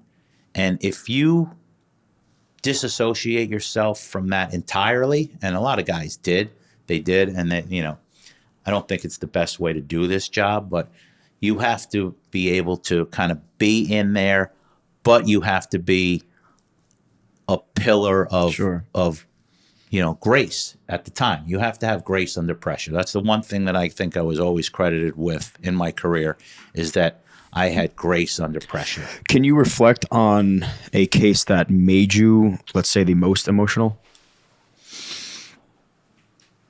Yeah, probably one. I talked about it on the previous podcast. There was a case down in South Jersey City where 2 guys were murdered, and it was a beef going back and forth with 2 guys that were, you know, they were arguing on either Facebook or Instagram. I don't know, one of the social medias. And one guy posted a picture of his daughter, a young baby, and another guy commented that the baby looked like an alien or something. So that sparked off a back and forth.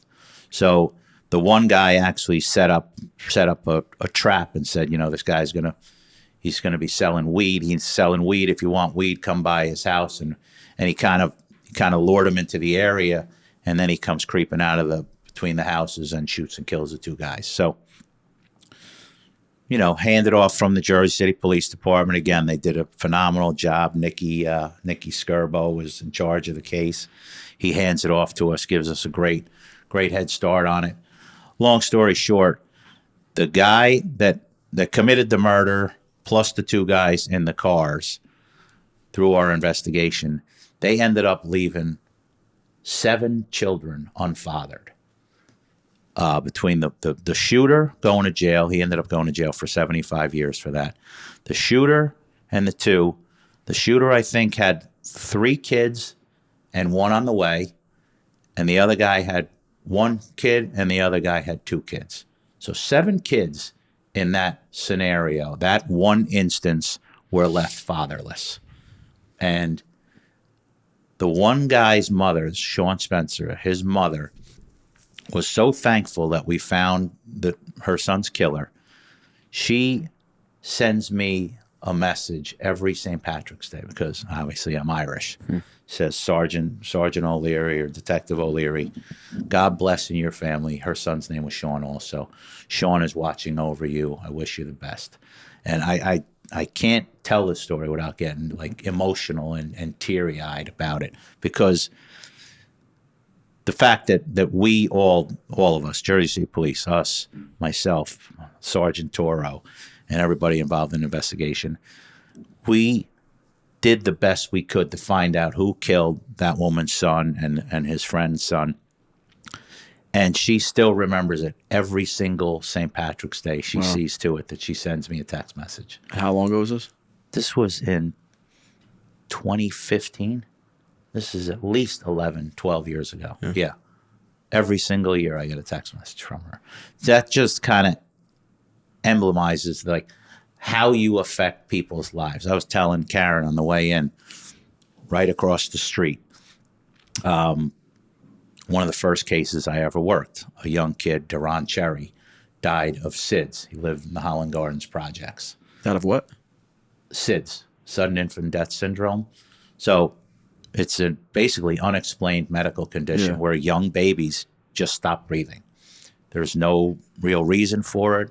There's no scientific studies, and that's why they don't let you put things in cribs anymore. So you don't have teddy bears and you don't have bumpers and all that stuff in cribs anymore, because they found that it's a contributory factor to this. So people, young children between 0 and 9 months old, kids just stop breathing. And, it's kind of unexplainable. So we get a call that an infant died across the street, right in the Holland Gardens over there.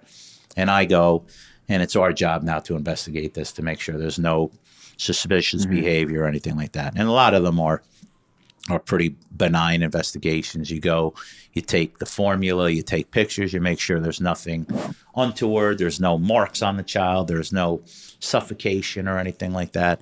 And it goes on. So I am particularly empathetic to this because my sister lost a baby, my nephew, to SIDS. My sister told me the worst day of her life, she got brought into the police station and questioned by 2 cops. One was a patrol cop, one was a detective. Said the patrol cop was the most empathetic, sympathetic guy she had ever met. The detective was the biggest fucking asshole she had ever met and made her feel so guilty about this. And how much did you have to drink? And, were you not paying attention to the baby? And basically made her feel for years and years, like she did something wrong and she was guilty of why her son died. And that stuck with me throughout my entire police career. So I go to this thing well after that, and I treated the people with respect. I interviewed the mother. This is a standard operating procedure. What time did the baby go to bed? What did the baby eat? Was the baby sick at all? Do you have any of the medical records? Anything that might give us any indications. Long story short, it's determined the child dies of SIDS. I keep in touch with the family the best I can. This is in 2003, probably. Going back towards the end of my career, I have another case where a 16-year-old girl gets shot and killed down on Rutgers Avenue, down in Jersey City. And it's kind of like a drive-up shooting. Again, same thing, group versus group. Shoot a girl, accidentally. They weren't probably aiming at this girl, but she gets shot and killed. And one of the witnesses is another young girl from the neighborhood, is on scene and could probably provide some information. We ask her to come down. I give the girl my card. I said, listen, I don't want to talk to you right here, right now, but I'd like to talk to you, find out information. Yeah, whatever. I get a call the next day. It's from this girl's mother. She says, I'm bringing my daughter in to talk to you. I'm like, oh, okay. Don't really expect that. That's kind of unique. She comes into our office and she says, yeah, my daughter's going to tell you everything that happened out there at the shooting. I'm like, oh, this is fantastic.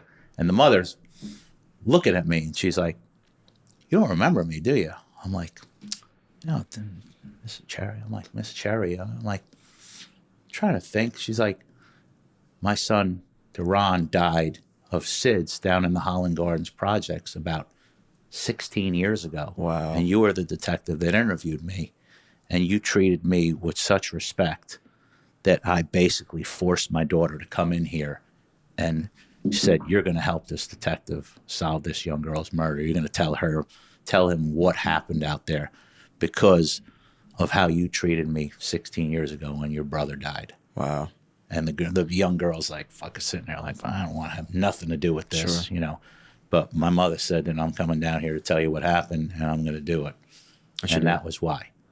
So that kind of is like the arc of my whole career. That's some of the tentpole ways I treated myself throughout my career that helped me, you know, kind of forge a relationship with the folks of Jersey City and Hudson County that, you know, looking back on it, you know, you do those things day to day to day to day, and you just kind of treat the people that you're working for with a certain level of respect and empathy that will pay itself back in spades. Maybe it won't. Not every nice turn by me is going to get a nice turn. You can't expect it.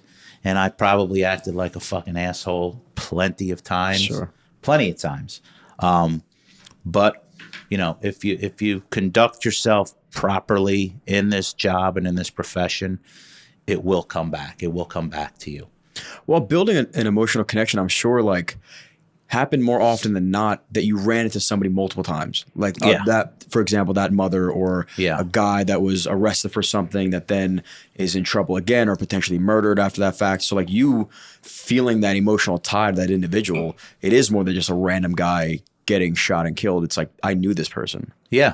Yeah. There were multiple times that we had guys that we had run across that ultimately end up dead. And you're like, son of a bitch, I really like that guy.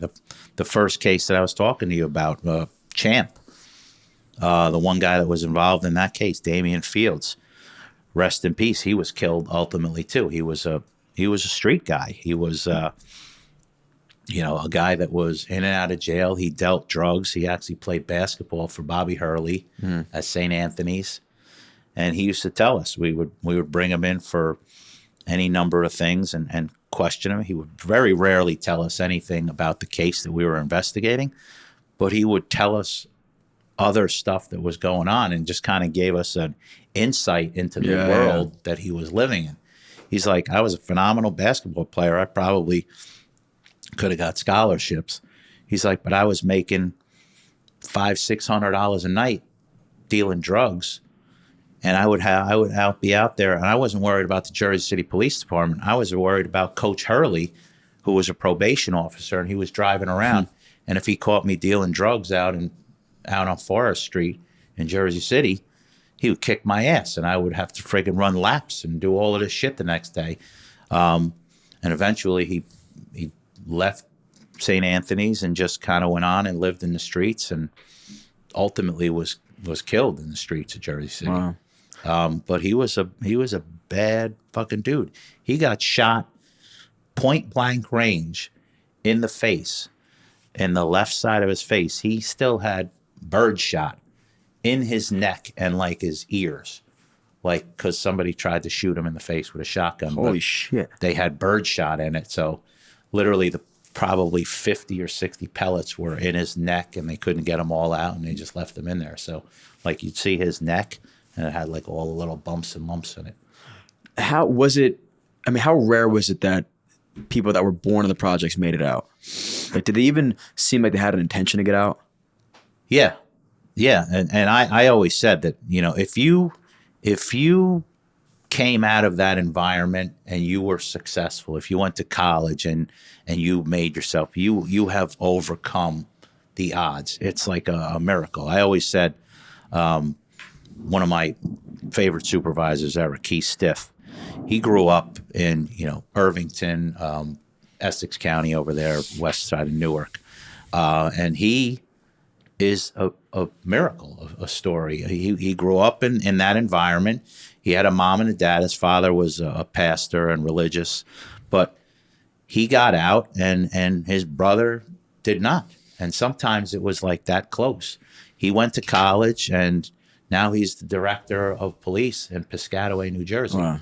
He was the first black chief of detectives in the state of New Jersey here in Hudson County. He was one of my first supervisors in the homicide squad. I loved working with him, but he was a guy that he was a good football player. He went to, I think, Wagner College and played football over there, got a degree. He worked in jail as a corrections officer, moved over to the prosecutor's office, and ultimately became the chief of detectives.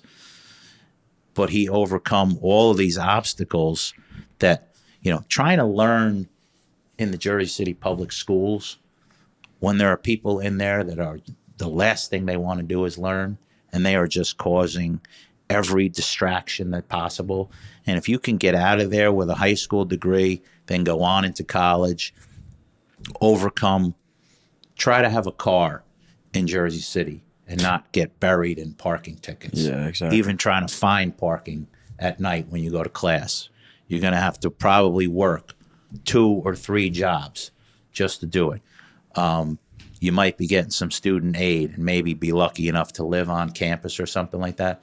But, what did you learn compared to the kid that went to Ridgewood High School? Yeah, exactly. Both public schools. Both went to school for free, quote unquote. But the learning environment in Ridgewood High School and in Snyder High School, they're not the same. Yeah. And if you can come out of Snyder High School and compete in college with the same guy that went to Ridgewood High School, or even McNair, the magnet school here in Jersey City, it's a miracle. Yeah. It's a miracle. And, people that are super, super driven do it despite all of those obstacles. And that's a lot of the stuff that, people in suburban America, they really don't understand. They don't understand that the obstacles to just daily life survive, yeah, in the lower socioeconomic parts of this country is vastly different. Yeah, vastly different. I'm sure you had some murder cases in the school too. Absolutely, yeah, absolutely. I mean, outside of Snyder High School, which is 50 yards away from the South District, after school is like literally shooting time. Yeah. Because if your ops know that you're going to Snyder High School or pretending to go to Snyder High School and you just shot at me last night, I know where you're going to be at 2:45. You're going to be getting out of school at Snyder High School. And there would be shootings outside there all the time. Lincoln High School on Communipaw Avenue. Yeah. Shootings outside there all of the time. Mm-hmm. That's just because the other guys know exactly where you're going to be. As a detective, were you ever in danger? Like, did you ever show up to a scene and you guys thought it was kind of over, the dust settled, and it wasn't? Yeah, many times. We had cases. I had a case one time up on Martin Luther King Drive or Ocean Avenue, or between the two, where one guy was killed, and his brother went home, and we showed up and we're at the scene. The guy is unfortunately dead on the sidewalk on, I think, Orient Avenue or something. And 2 blocks down the street, his brother, emotionally charged, went and got an AK-47 and started shooting it down the block, like hauntingly loud. And like people are saying, like, that's a fucking AK-47. Yeah. That is not an ordinary 9mm or 45. That's a different sound. And this guy, we ultimately got him in and he got charged. He's like, yeah, I just kind of lost my mind that my brother was killed. Sure. And I was just letting it go. And he wasn't shooting at anyone particularly, thank God. He wasn't shooting at the cops. But when somebody's shooting an AK-47 that close to you, the sound, it's harrowing. Oh, sure. When the cop in Jersey City was killed, when they tried to ambush the Jewish daycare center. I didn't hear that story. And yeah, I'm blanking on names right now. But there was a shootout in Jersey City in December of 21. I'm getting my names mixed up. Joe, I can't remember his name. It's hard. Joe's got it. Don't worry. Yeah.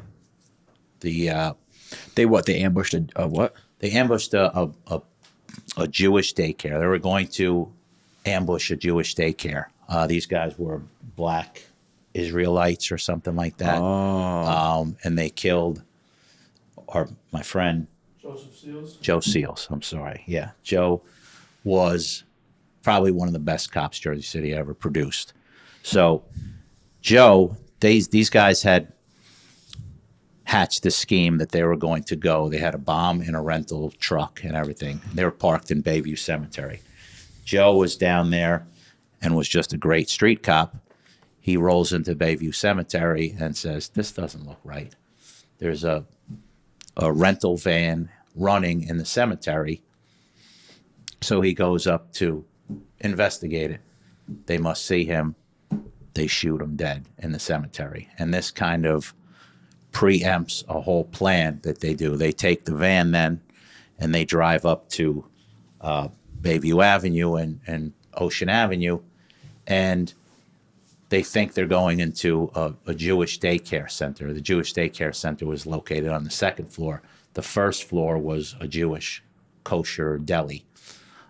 They get out of the van. They double park the van on Ocean Avenue right by Sacred Heart School. They get out. They got long rifles. There's a incendiary device in the van. They get out. An eagle-eyed Jersey City cop says, what the fuck's going on? Draws down on them as they're coming across the street, and it starts basically a gunfight. How many of them were there? How many shots? No, how many guys? There was, I think it was 2, girl and a guy. And they were self-proclaimed black Israelites or something like that. They were going to go and take these young Jewish kids hostage. Because of the work of the Jersey City police that saw them and drew down on them, it kind of hastened their plan, and they ended up going into the deli on the 1st floor as opposed to the door next to it, which was the daycare on the 2nd floor. Got it. They get into the Jewish deli. They kill all 3 occupants in there. They kind of barricade themselves inside of it. And what ensued was about a 3+ hour gunfight. Literally thousands of rounds going off over the course of 3 hours. Every SWAT team, every cop in North Jersey descended upon Jersey City. I was with the negotiating team with the SWAT team, and we were supposed to try to get contact with them to do negotiations, but the gunshots literally didn't stop for 3 hours. Holy So shit. cops were in Sacred Heart Church across the street. SWAT teams were basically firing rounds. They were firing rounds out of the deli. SWAT teams firing rounds in the deli. And once the smoke cleared, there was the 2 suspects were dead, plus the 3 occupants of the Jewish deli. And Joe Seals was dead in Bayview Cemetery. And that was it. So, And no other cops. Unfortunately, no other cops. No So, other so cops. there's thousands of rounds and not Thousands of What were they rounds. shooting into? They were shooting out of the deli. The cops were shooting into the deli. The cops were in Sacred Heart School. They were shooting into across- nothing at that point. What's that? They were shooting into nothing, pretty much. They were shooting at. Well, there were still gunshots coming out of the deli, Right. for hours. But Yeah. thankfully, they didn't hit any civilians or other cops. Or No more. Yeah, no more. By that time, they had cleared. They cleared the area. Cleared the whole area. Everybody had taken cover. There's videos of it on What year was this? NJ.com. 2021. Really? 2020. No, I'm sorry. 2019. December. I was going to say December 2021 was a year before I got here. December 10th, I think, 2019. Again, horrible at dates. December 10th, 2019. Yeah. That was pretty good. That was pretty accurate. That was impressive, but That's nuts, I've though. impressed myself. Yeah, Yeah. yeah. Yeah. Horrible Now, day. are you on this scene? Yeah. You are. Yep. I was working in the courthouse at the time. We got news that this had happened. And I was a member of the negotiations team with the SWAT team. So I raced down there. I literally showed up again, dressed up. It's raining out. It's cold. It's miserable. I show up on scene. I do as usually, kind of walking up casually. And next thing you know, shots are ripping out. I'm down by the South District on Bergen Avenue, and a good friend of mine, Marty Valenti, who worked in the OEM, he's like, "Get down!" Literally, me and him are laying in the gutter next to the curb, between a car and the curb, Wow. in the rivers of water, in my suit, with my gun drawn, literally over my head, just wondering where the fuck are these shots coming from. And they went Holy on. shit. They went on for hours from that point. That is. Did you ever have to fire your gun? Never had to fire it. No. That's good. Very, very close multiple times, but Really? luckily, yeah, Yeah. knock wood. Yeah, we've been shot at though. Guys have had to shoot dogs. Guys have had to shoot people, unfortunately, but I was fortunate. Wow. And this was so already later in your career. You fast forward to 2024. You retire. Yeah. Retirement has to feel a little bittersweet. You kind of lose a sense of self in a way. And Yeah, it is. But you again, it takes kind of a strong mental health space to do it. And I had thought about it throughout my career. I'm like, this can't go on forever. So you were And done. there are guys that kind of want the show to go on forever. I didn't. I knew that being a sergeant in the homicide squad was the best job that I was ever going to have.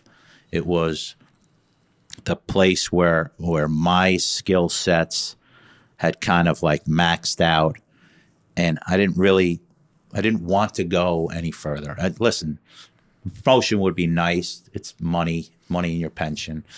But to be quite honest with you, I never aspired to be a lieutenant or a captain or deputy chief or chief. Because that's where you lose touch with actual police work. You don't have control of an investigation, and you don't kind of steer an investigation into the way and utilize your skill sets. At that point in time, you're more concerned with, our guys showing up to work on time, our guys getting the tires rotated on their car, is a guy smoking a cigar in his county issued vehicle. I don't give a shit about that. I couldn't care less about it. All I really wanted to do was work. Listen, I was an overtime whore. I was known for being the guy that would work the most overtime in the department for literally years on end. And I always said, if you don't want me to come in, don't call me. Don't ask. Don't ask. Because you know what? If you ask, coming. if the phone rings and I answer it and you're on the phone, I'm going to come in. Well, you mentioned exercising your skill, and that's where you felt like you were best served. Do you have an example of a time that maybe it was a really tricky case that you were able to solve? Like, again, a straight up murder case where somebody got shot is pretty basic, but I have to assume there's a lot of detective work that goes on behind the scenes that people like us, everyday folk, just have no clue about. Trying to think of. I mean, it really does come down to the guys that I supervise. That, guys. Like maybe a case that you thought was closed or that you were never going to figure out, and then one day something popped up where you revisited and you found out who did it or what actually happened. I could tell you the opposite of a case that we worked tirelessly, and still don't know Yeah, that'd be who great. did it. A young girl right around the same time we spoke about before we started, when my father passed away. A young girl was left work in Bayonne and never made it home, and we ended up finding her body in, again, the same cemetery, Bayview Cemetery, and she was basically buried in a shallow grave, and we still have not found out who did this. And me and my partner, Scott Jeffrey was the lead investigator on the case. He still has a picture on his desk of this young girl, Katrina Hinton. And she was an 18-year-old girl. She left work at Mandy's down in Bayonne and walked home in February of 2006. Wow. And we investigated. We probably interviewed 50, 60 people about this. Ordinary citizens, people would give us tips. This girl was related to another family in Jersey City that was, that was involved in the life, and we kind of utilized connections. Again, Scott Jeffrey, the same guy that I talked to about eating chicken fingers in people's apartments in the projects. This guy literally never ever left this case leave his perception, and we worked our asses off, and we did innovative things. We did taps on people's phones. We went back and got phone records and got banking records and all of these different things of guys that we thought and still think were probably involved, but never ever could prove it. And it would turn your stomach, unfortunately. The other case that I talked about, I got called out of the Christmas party when I first moved into the house with my wife, and I had to leave the Christmas party. A young kid got shot and killed downtown Jersey City, down by the light rail station in Liberty State Park. I know what happened now, but basically it was a drive-by shooting, and this young 16-year-old kid got shot a week before Christmas. And I got information at the time that, it was this color car and that person went there, and these young kids, these witnesses, they weren't really very worldly, and they kind of led us off in a place where we weren't supposed to be, and we found out subsequently that it was a case of mistaken identity. We found out that literally the kid was wearing one of the camouflage jackets the week before Christmas. It's cold out. He walks into a bodega down on Communipaw Avenue, and literally another guy pulls up in a car, and he's wearing the same exact camouflage jacket. Another guy, call him Aladdin, he drives by, sees him. He's high on PCP. He sees the guy going into the bodega with the camouflage jacket on. He drives back, makes a U-turn, parks on the side street. The young kid wearing the same camouflage jacket, absolutely nothing to do with nothing, walks out with his two friends. Wow. They part ways. They go left. He goes right.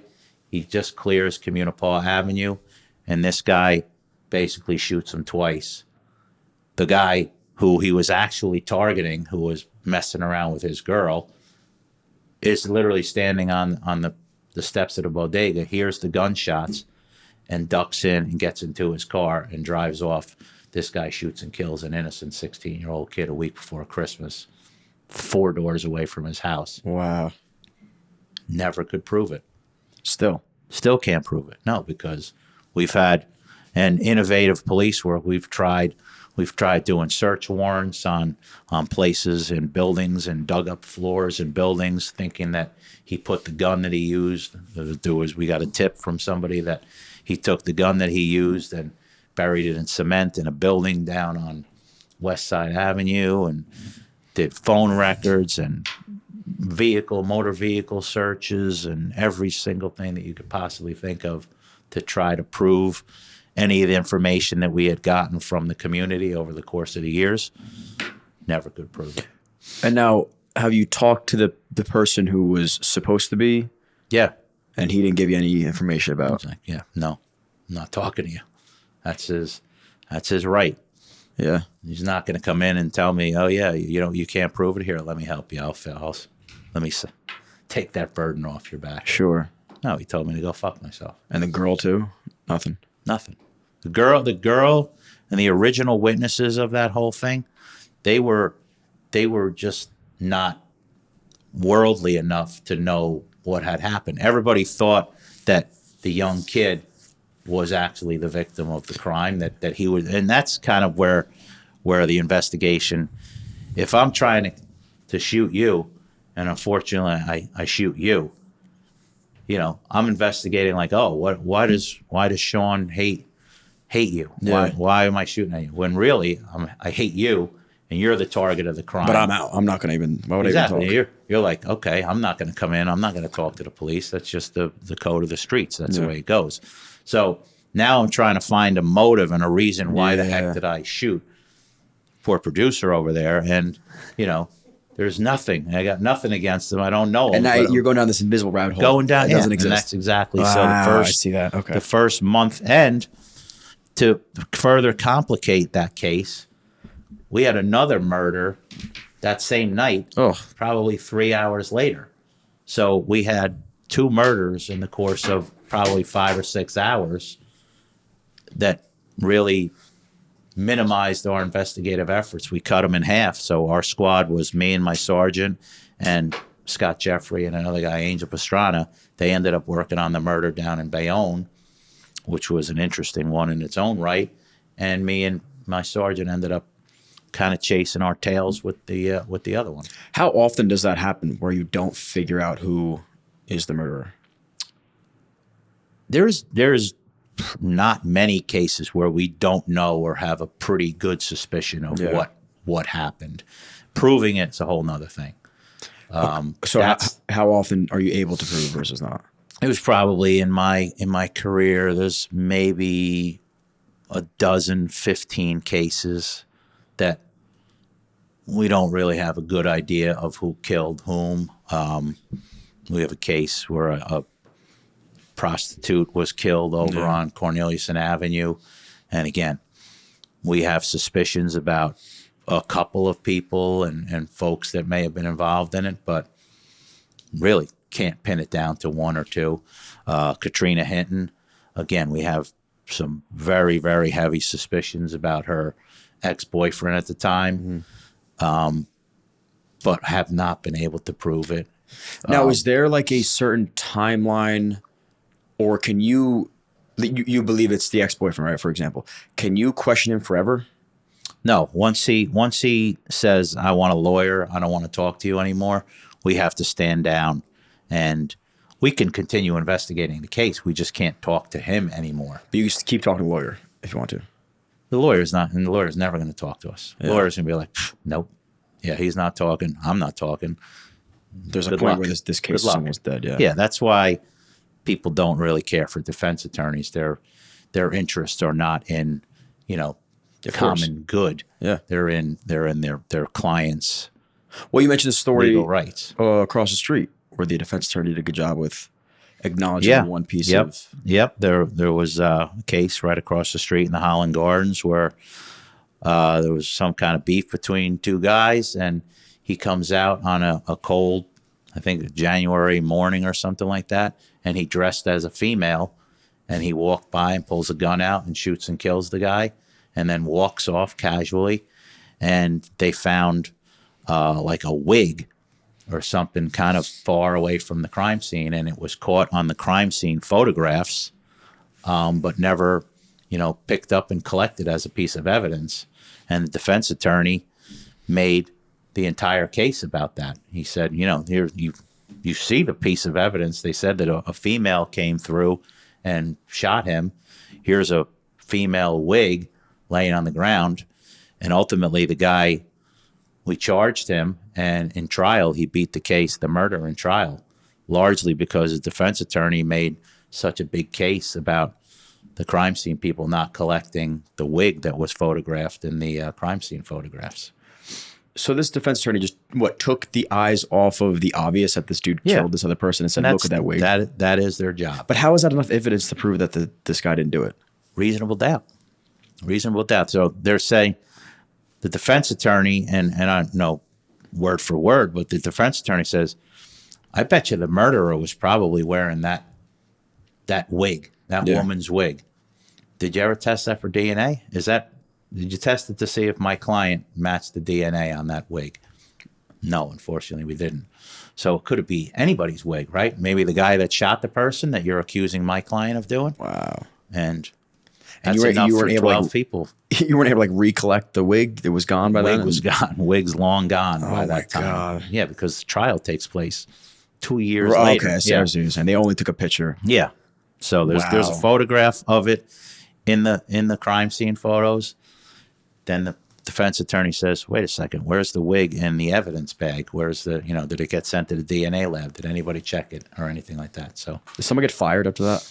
No, unfortunately, no. Those are just mistakes that are, commonplace, and it goes with repetition in your job. If you've never done this before, and God rest her soul, the girl who was working the crime scene unit that day, and others that are working in crime scene even to this day, you learn from those mistakes. They're unfortunately fatal mistakes. I've made grave mistakes in my career, didn't interview that person or said things in interviews that weren't right, didn't Mirandize people when you should have Mirandized them, and whatever the case. Mm-hmm. You make mistakes in this job. There's no such thing as an imperfect detectives. You got to learn from every single thing. But the girl that worked on that case was one of the best crime scene detectives we ever had. Yeah. She's ultimately passed. And another really famous case in Jersey City history, there was a case where an engaged couple was murdered on Easter Sunday. They basically attempted to carjack them. They were literally coming home from their engagement party early Easter Sunday morning. And this guy and his sister were walking around Jersey City, and this guy ultimately ended up being a serial killer, Shaquan Bellamy. I'm not telling any secrets. And this crime scene detective ended up pulling a fingerprint from the underside of a car door handle, a partial print of a female's finger from under the door handle, mm-hmm. and tied it back to this guy and girl sister, and they ultimately charged him. She ended up getting married to the guy's defense attorney. Wow. Strangely enough, but twist of fate. But so how does that even work?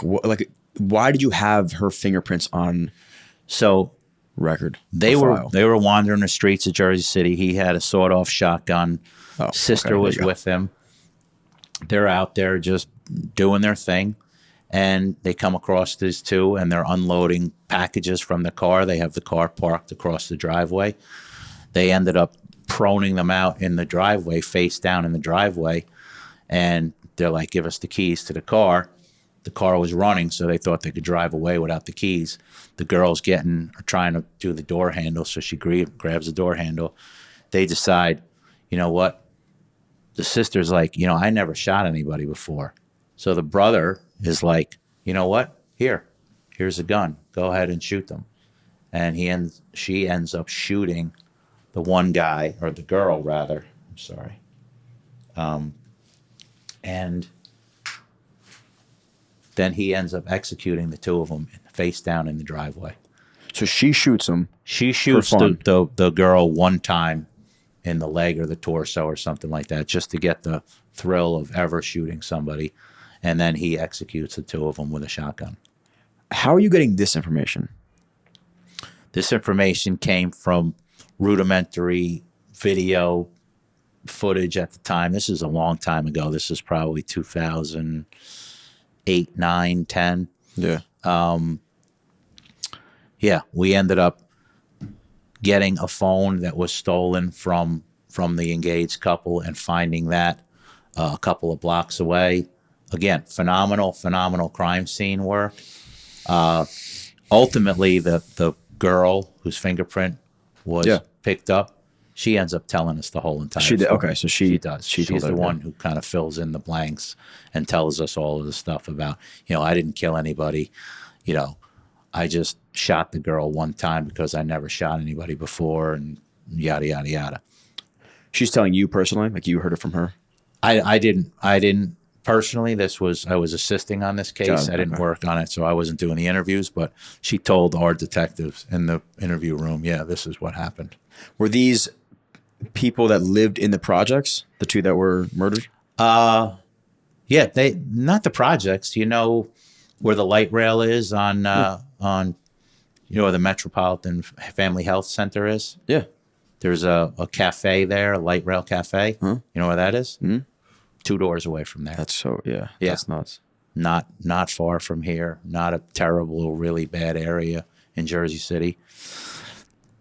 Small world syndrome. I don't know if you knew, a couple of years ago, the women's prison in Western Jersey, Edna Mahan Women's Prison. One of the female inmates in Edna Mahan Prison got impregnated by a transvestite or trans inmate also, who was also in the prison as a woman. She was impregnated by the other trans inmate in Edna Mahan Prison, and basically was the spark to the entire prison being closed down. No way. Yeah.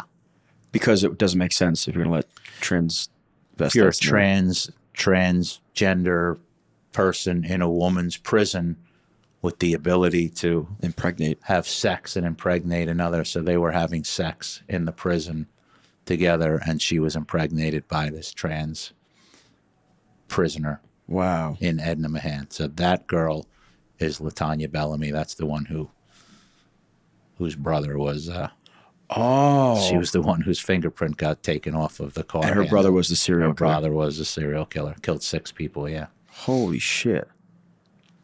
And the detective who picked up the fingerprint ended up getting engaged to and married to Shaquan Bellamy's defense attorney. Everyone's intertwined. It's very small town. It's a strange world. And the most unfortunate part is that this beautiful girl, we used to call her crime scene Barbie, Erin, passed away from cancer a couple of years ago. The crime scene detective. Yeah. Oh, wow. Yep. Saddest story. Just a beautiful girl, phenomenal cop.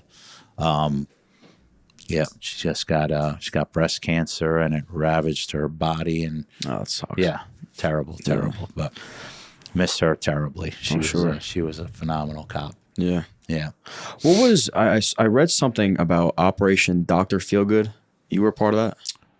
Dr. Feelgood, which one is that? I believe it was I think it was a doctor that was selling Percocets for sex or something. He was selling a ton of them. I thought you were on the case. No, I don't think so. No? I don't think so. Maybe it's different. It doesn't ring a bell. It sounds like a narcotics case to me. That's what I thought. I was like, I wonder why. I was wondering why you were on it. I was on. We would always help out when we did the arrests and the search warrants and stuff like that for them. So I might have been involved in like search warrants, but I don't really know anything about the case. Okay. I didn't work narcotics since I was a rookie in Bergen County. That was where I worked, in Bergen County. So maybe it was back in the day. Yeah. Maybe. It doesn't even ring a bell. No. Sounds cool, though. Something down in Wildwood, I thought it was. That's why I was like, why was he even a part of that? So I don't know. It could be. There's another Sean O'Leary, There's another Sean O'Leary out detective in New Jersey. Yeah. I know from the pension system. When I look up my name, I gotta pick the right one. And there's also a Sean O'Leary that does alien abduction stories on Really? YouTube. And I was like, wow, this guy's gonna be great. And then I was like, oh, it's just murder stories. No, damn it. it's just murder. Sorry, yeah. Way less. No, Get me involved in alien abductions. I can't deal I'll with be here that stuff. for I don't weeks. believe Holy it. shit. They don't exist. So what's life like now? What do you do?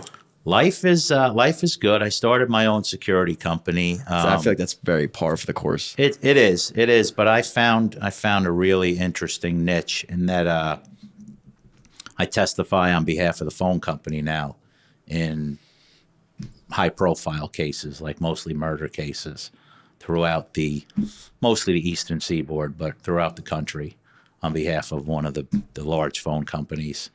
So if you have a case where you utilize phone records either for location or anything like that, they have to have a custodian of records come in and verify the records that they're true and accurate and that they were obtained legally and et cetera and so forth.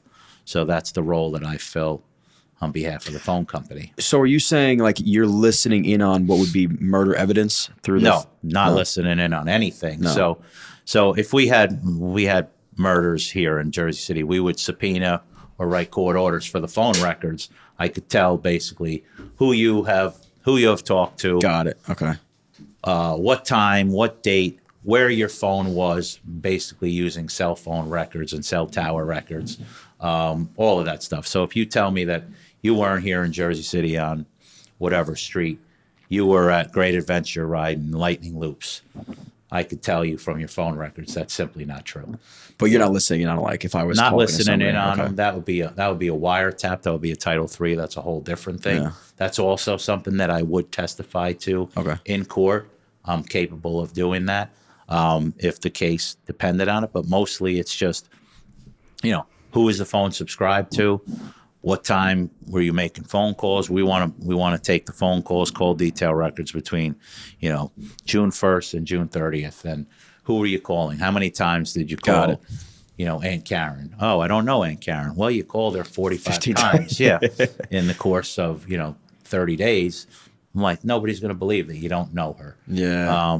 So stuff like that. It's kind of Pretty simple. It's not the same level of stuff that I was doing. But you know what? You realize that your time has come. Your time is here. I made the best of it. I had an absolute stellar career. I have no regrets. And, I'm moving on. My life is real good now. I played 130 rounds of golf last year. That sounds great. I smoked, I don't know, 1,000 cigars. I don't know. I played lots of poker, Probably sleep more. Sleep like a baby. I'm sure. Sleep like a baby. Yeah. My wife comes in every morning, kisses me on my head, and goes off to work. She's still working. She's got a good job with a hospital here in New Jersey, and I just kind of hustle and spend a lot more time with my twins. That's awesome. Go down to South Carolina, go to football games and frat parties, and I wear cool sneakers that my daughter. I saw the sneakers. I checked the sneakers out before. I was like, this guy's hip. He's got it. My daughter He's got Shannon cool. He's bought got me cool these daughters for Christmas, so I'm like a hip dad. Yeah. I try to be, and that's my life. You can watch the frat parties from afar. I could watch them. I've been to them. I'm like, okay, I remember these. Yeah, Yeah. These weren't that great the first time around. Yeah, the second time was gonna be worse. Do you feel like you retired on time, or you had a couple more years in you? I might have had a couple more years in me, but the time was right. It was the summer of 2024. My daughters were on their way to college. Oh, okay. One was going to Indiana University at the time. One was going to South Carolina. I spent the summer, packing up their stuff, taking them to orientations, and That's great. And kind of doing that. I went to Indiana. I went to South Carolina. I put thousands upon thousands of miles on my truck. Enjoyed the hell out of it. You miss it. You still miss it. I was in getting an oil change yesterday, and I'm watching on the TV. There's a murder in North Bergen, and I see my guys, the guys that I used to supervise on the TV cameras and stuff like that. I'm like, yeah, I miss it.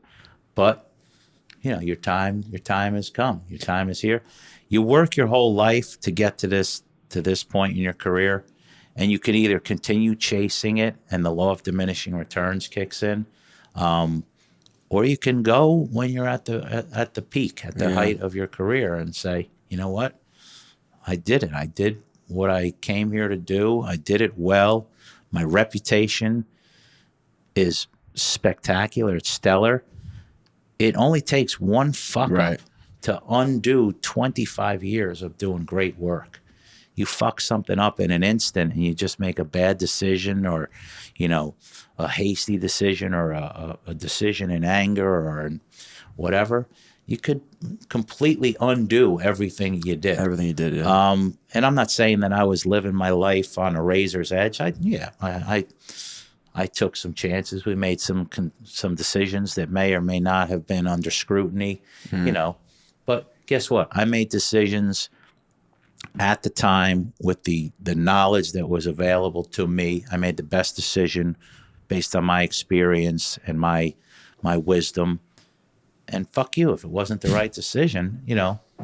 I didn't have the time to sit back and look at case law and, all of the what ifs and what about this and how. No, I made my decision in less time than it's had me uttering that last sentence. Right. You sat at your desk and you scrutinized it for half a month. Right. So tough shit. Made the decision to kick in that door when I kicked in the door. That's it. Yeah. It turned out well. I'm still here to talk about it. Nobody got sued. Nobody got killed. That's the way we did it at that. Oh, you should have called the SWAT team. That was the thing at the end of my career that drove me mental. Oh, we're going to go out and arrest a murderer. We got a warrant for our arrest. Oh, you should bring the SWAT team with you.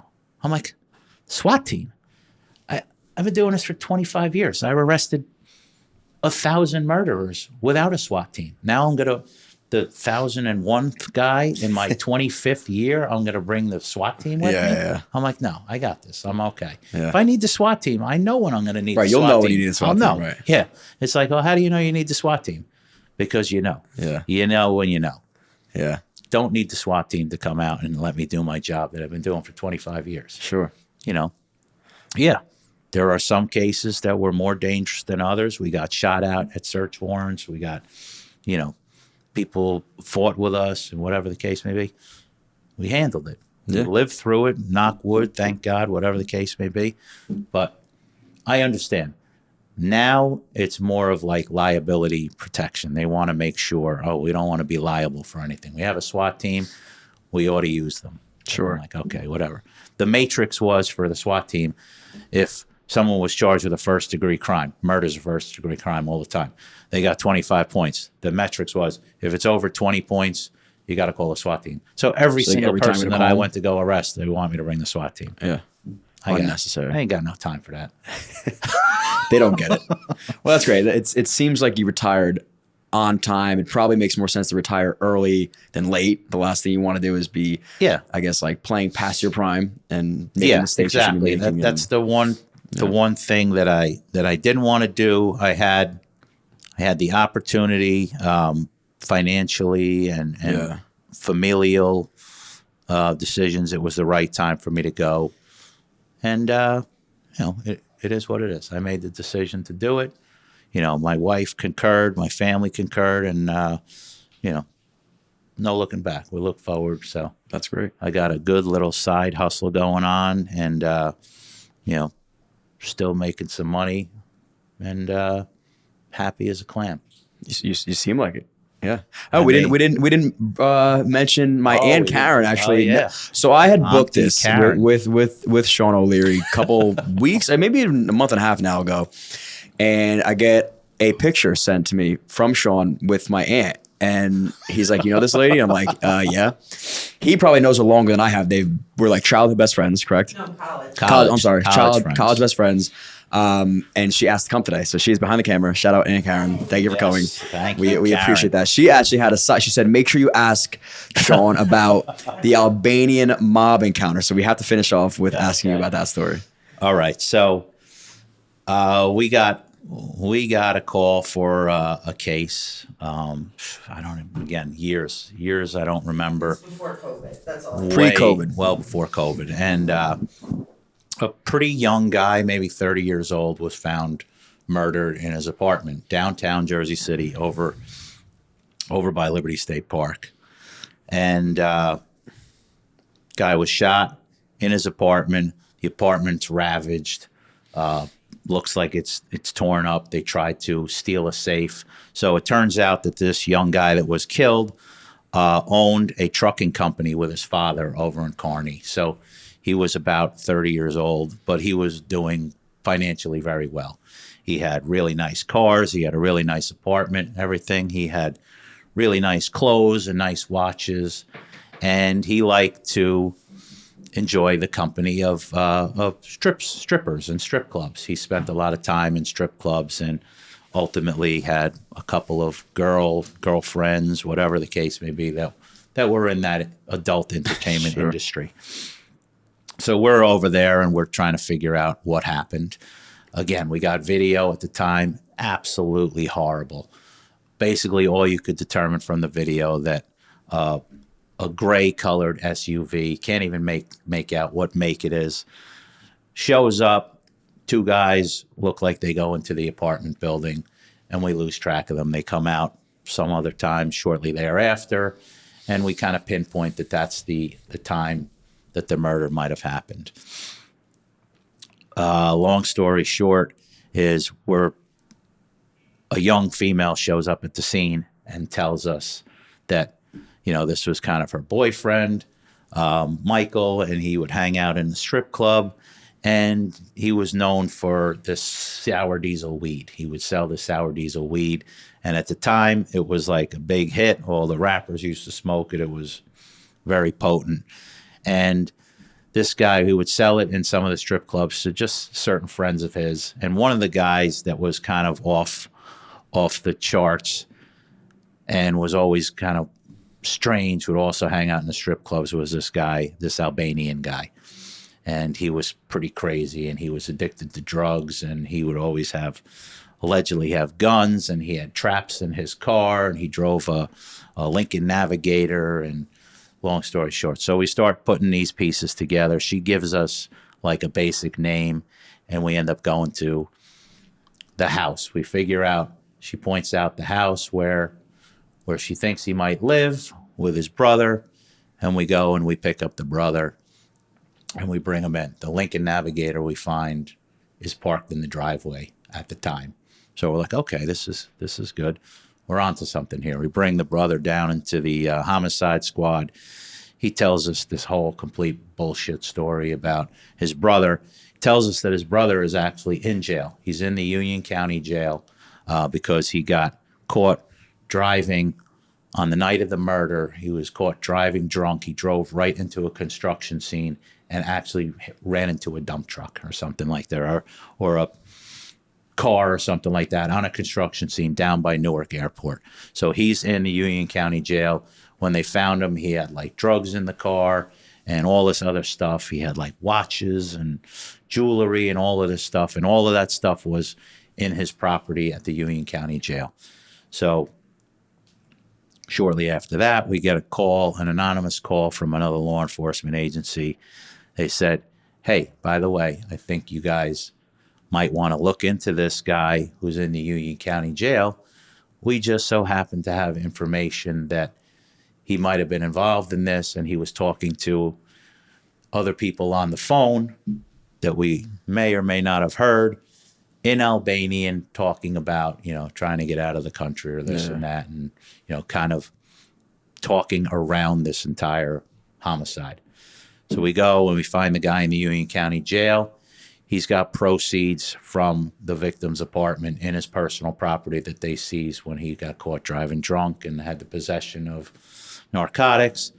We write a search warrant, get all of the jewelry and all of this stuff. Long story short, we arrest him, charge him with murder. He goes to trial. The brother, we ended up charging with obstruction of justice because he went and got the car from Union County Impound, took it, cleaned it, destroyed evidence, took out of all of these things. That was some of the stuff that they were overhearing on the phones that he was talking to his brother in Albanian and saying, listen, you got to get this, that, and the other thing out of this fucking car, yada, yada, yada. So the whole thing goes on. The brother gets arrested. He ends up going to jail for a long time. Fast forward 4-5 years, I go to meet Aunt Karen, as you know her. We're supposed to go out to Tierney's in Montclair, have a drink. I miss it. I was playing in a poker tournament. I ended up doing well and getting there later than I should have. So We went to Egan's. Egan's, okay. Egan's, not Tierney's. So I meet them at the diner afterwards. So I walk into the diner, go over, there's Karen and my buddy Greg and a bunch of the ladies that I knew from college. And I sit down and we're yucking it up in the diner. It was only girls. I thought Greg was there. You picked us up from Egan's. Did I? Because Greg had the bikes in his backseat. Oh. Okay. Sean I picks stand us, corrected. he does come late. He would always come late. Picks us up from Egan's. So it's me, my friend Julie, my friend Eileen. From Montclair, we go to Cedar Grove The Pilgrim to the diner. Pilgrim Diner. Okay. So I walk in, yucking it up with everybody, having it. So all of a sudden, guy from the table adjacent to us, he's like, hey, detective, how do you sleep at night? So Out of nowhere, just out of nowhere. Just, Do you remember me? you remember me? How do you sleep at night? I'm like, I don't know who this fucking guy is now at first glance. I'm like, pretty good. Like, do I know you? He's like, yeah, my mother cries herself to sleep every night ever since you put my brother in jail. I'm like, oh, Sharif. Oh, that's right. How you doing?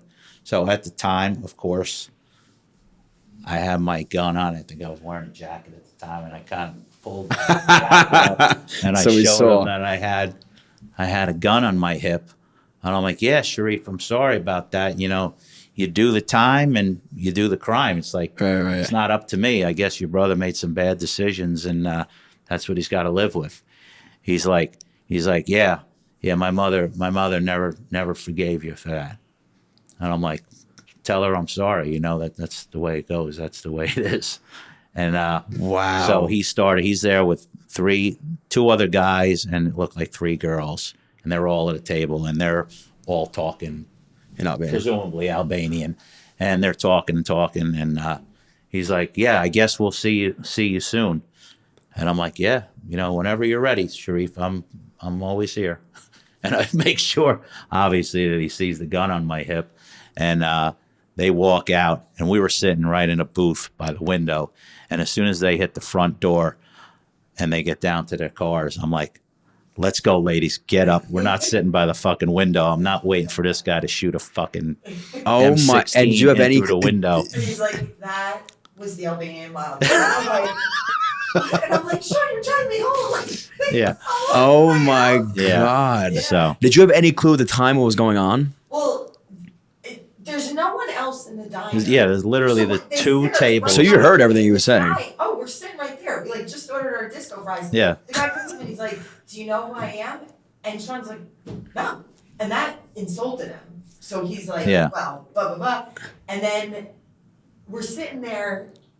We didn't move. We didn't move after. Like we got our food and we ate because they left. Like we watched them from the window and they left. Yeah. So Sean leans over and he's like, and that's why you bring your gun out. Yeah. Yeah. That's Did his why. demeanor shift when he realized you were packing, or did he not really care you had a gun on it? Probably. He was. left after He that. was, he was the lesser brave of the 2 brothers. So Right. I'll give you a funny story about the day that we went to arrest him for the obstruction of justice. He worked for the Union County Roads Department. So we ultimately go get a warrant for his arrest for the obstruction. So we go over to the Union County Roads Department where he's driving trucks and putting up like yield signs and stuff like that. So he's out on the road, and we're like, okay, you need to call the guy back into the office. we got a warrant for his arrest. You know, don't tell him why he's got to come in, but he's got to come in. So somebody from there must have either texted him or called him or something like that. So he's driving the truck like a dump truck with signs and gravel and stuff like that in the back of it. All of a sudden, he said the guy that we interviewed that was driving with him, who does not have a license, apparently got a DWI, and he was like the helper in the passenger seat. He says, this guy got a phone call on the phone, said, "What? Really? Holy shit. Hold on." Drove about another 2 blocks or something, made another phone call, talking in Albanian, said this, that, and the other thing. Drove to a traffic light, got out of the truck, didn't tell the kid anything, got out of the truck, left it running at the red light, ran away, and ran into a parking lot, and then got into another car and just drove away. How'd you find him? We found him like a day later. Yeah. He didn't get far in a day. He didn't get very far. Yeah. That's wild. Yeah. So the passenger's like, the passenger's like, what the fuck is going on here? Where did he go? Yeah. So yeah, he just left the kid sitting in the truck running at a light somewhere in Union County and ran away. And that's crazy. we arrested him like 12 hours later. But wow, who would have thought? Yeah, you almost witnessed some crazy stuff. that was it. That's like the Lord. Every time our college gets together, we're like, oh, the Albanian mob. Oh man, better watch out. Check the doors. You never know. I don't want to listen. I don't have any issues with the Albanians at all. Just we'll these put two. that on. But neither do I, by Just the way, these guys. two. Yeah, if you're watching, we don't have an issue with you. We at do all. not have any issues. Yeah, with none of them. the mobs, really. Russian, Italian, we have no problems with you guys. None of them. Yeah. The Irish. Yeah, the Irish The mob, for sure. Westies is a big show coming out on either Netflix or what? Well, one yeah. of the streaming platforms. They just put out the, they put how many out? The time, but they just saw the one with the 5 families. It's really good on Netflix. Yep. They rarely talk about the Irish mob. There's a big one. It's called The Westies. It's coming out real soon about the Irish mob. Oh, yeah? And I had like not brushes, but my first generation Irish family. My father worked in the New York Times on 43rd Street for 35 years, which is right in basically Hell's Kitchen, Times Square. So he knew these guys, 1 degree of separation with these guys and all these Irish guys in the New York Times. The one guy, Mickey Featherstone, lived in Bergenfield almost his whole life. Kids that I went to Paramus Catholic with knew his family and his sons. And there's very, very small degrees of separation. They don't seem to talk as much as the Italian mob. Like the Italian mob is all over the podcast now. They all now either have their own podcasts or they're talking about their days. And I don't know. I don't think that trickled down. I'm the only real talkative Irish guy you're ever gonna find. But. Yeah, right, exactly. Yeah, for sure. No, that's good. Well, listen, we appreciate you coming on. Congrats on your illustrious career.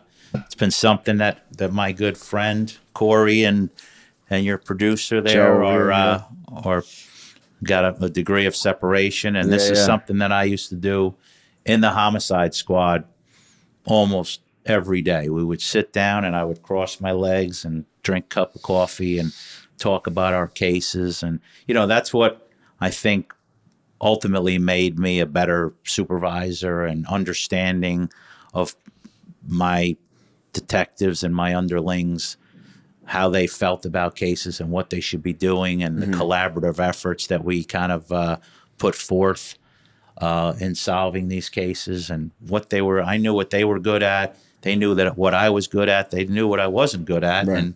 And, so a lot of times they would handle that stuff, a lot of the administrative stuff, a lot of the writing of search warrants, a lot of the filing of paperwork that I couldn't care less about. I was more interested in going out and sitting in the interview room and talking to people and convincing people to do stuff that wasn't necessarily in their best interest, but, what would get this case moving forward and get it to the next step. And that was what we did. So, it made me a better supervisor, this kind of behavior, this little fire talk. And, it served me well, very well. So we appreciate you sharing the stories. Great. I appreciate it. Anytime you want me to come back and comment on something else. All right. We'll get you back on. You got it. Sounds good. That's it for today, everybody. Like, subscribe, and share. Peace. Thank you. Yeah. Thank you, man. All right, John. Great. Appreciate you. Date you.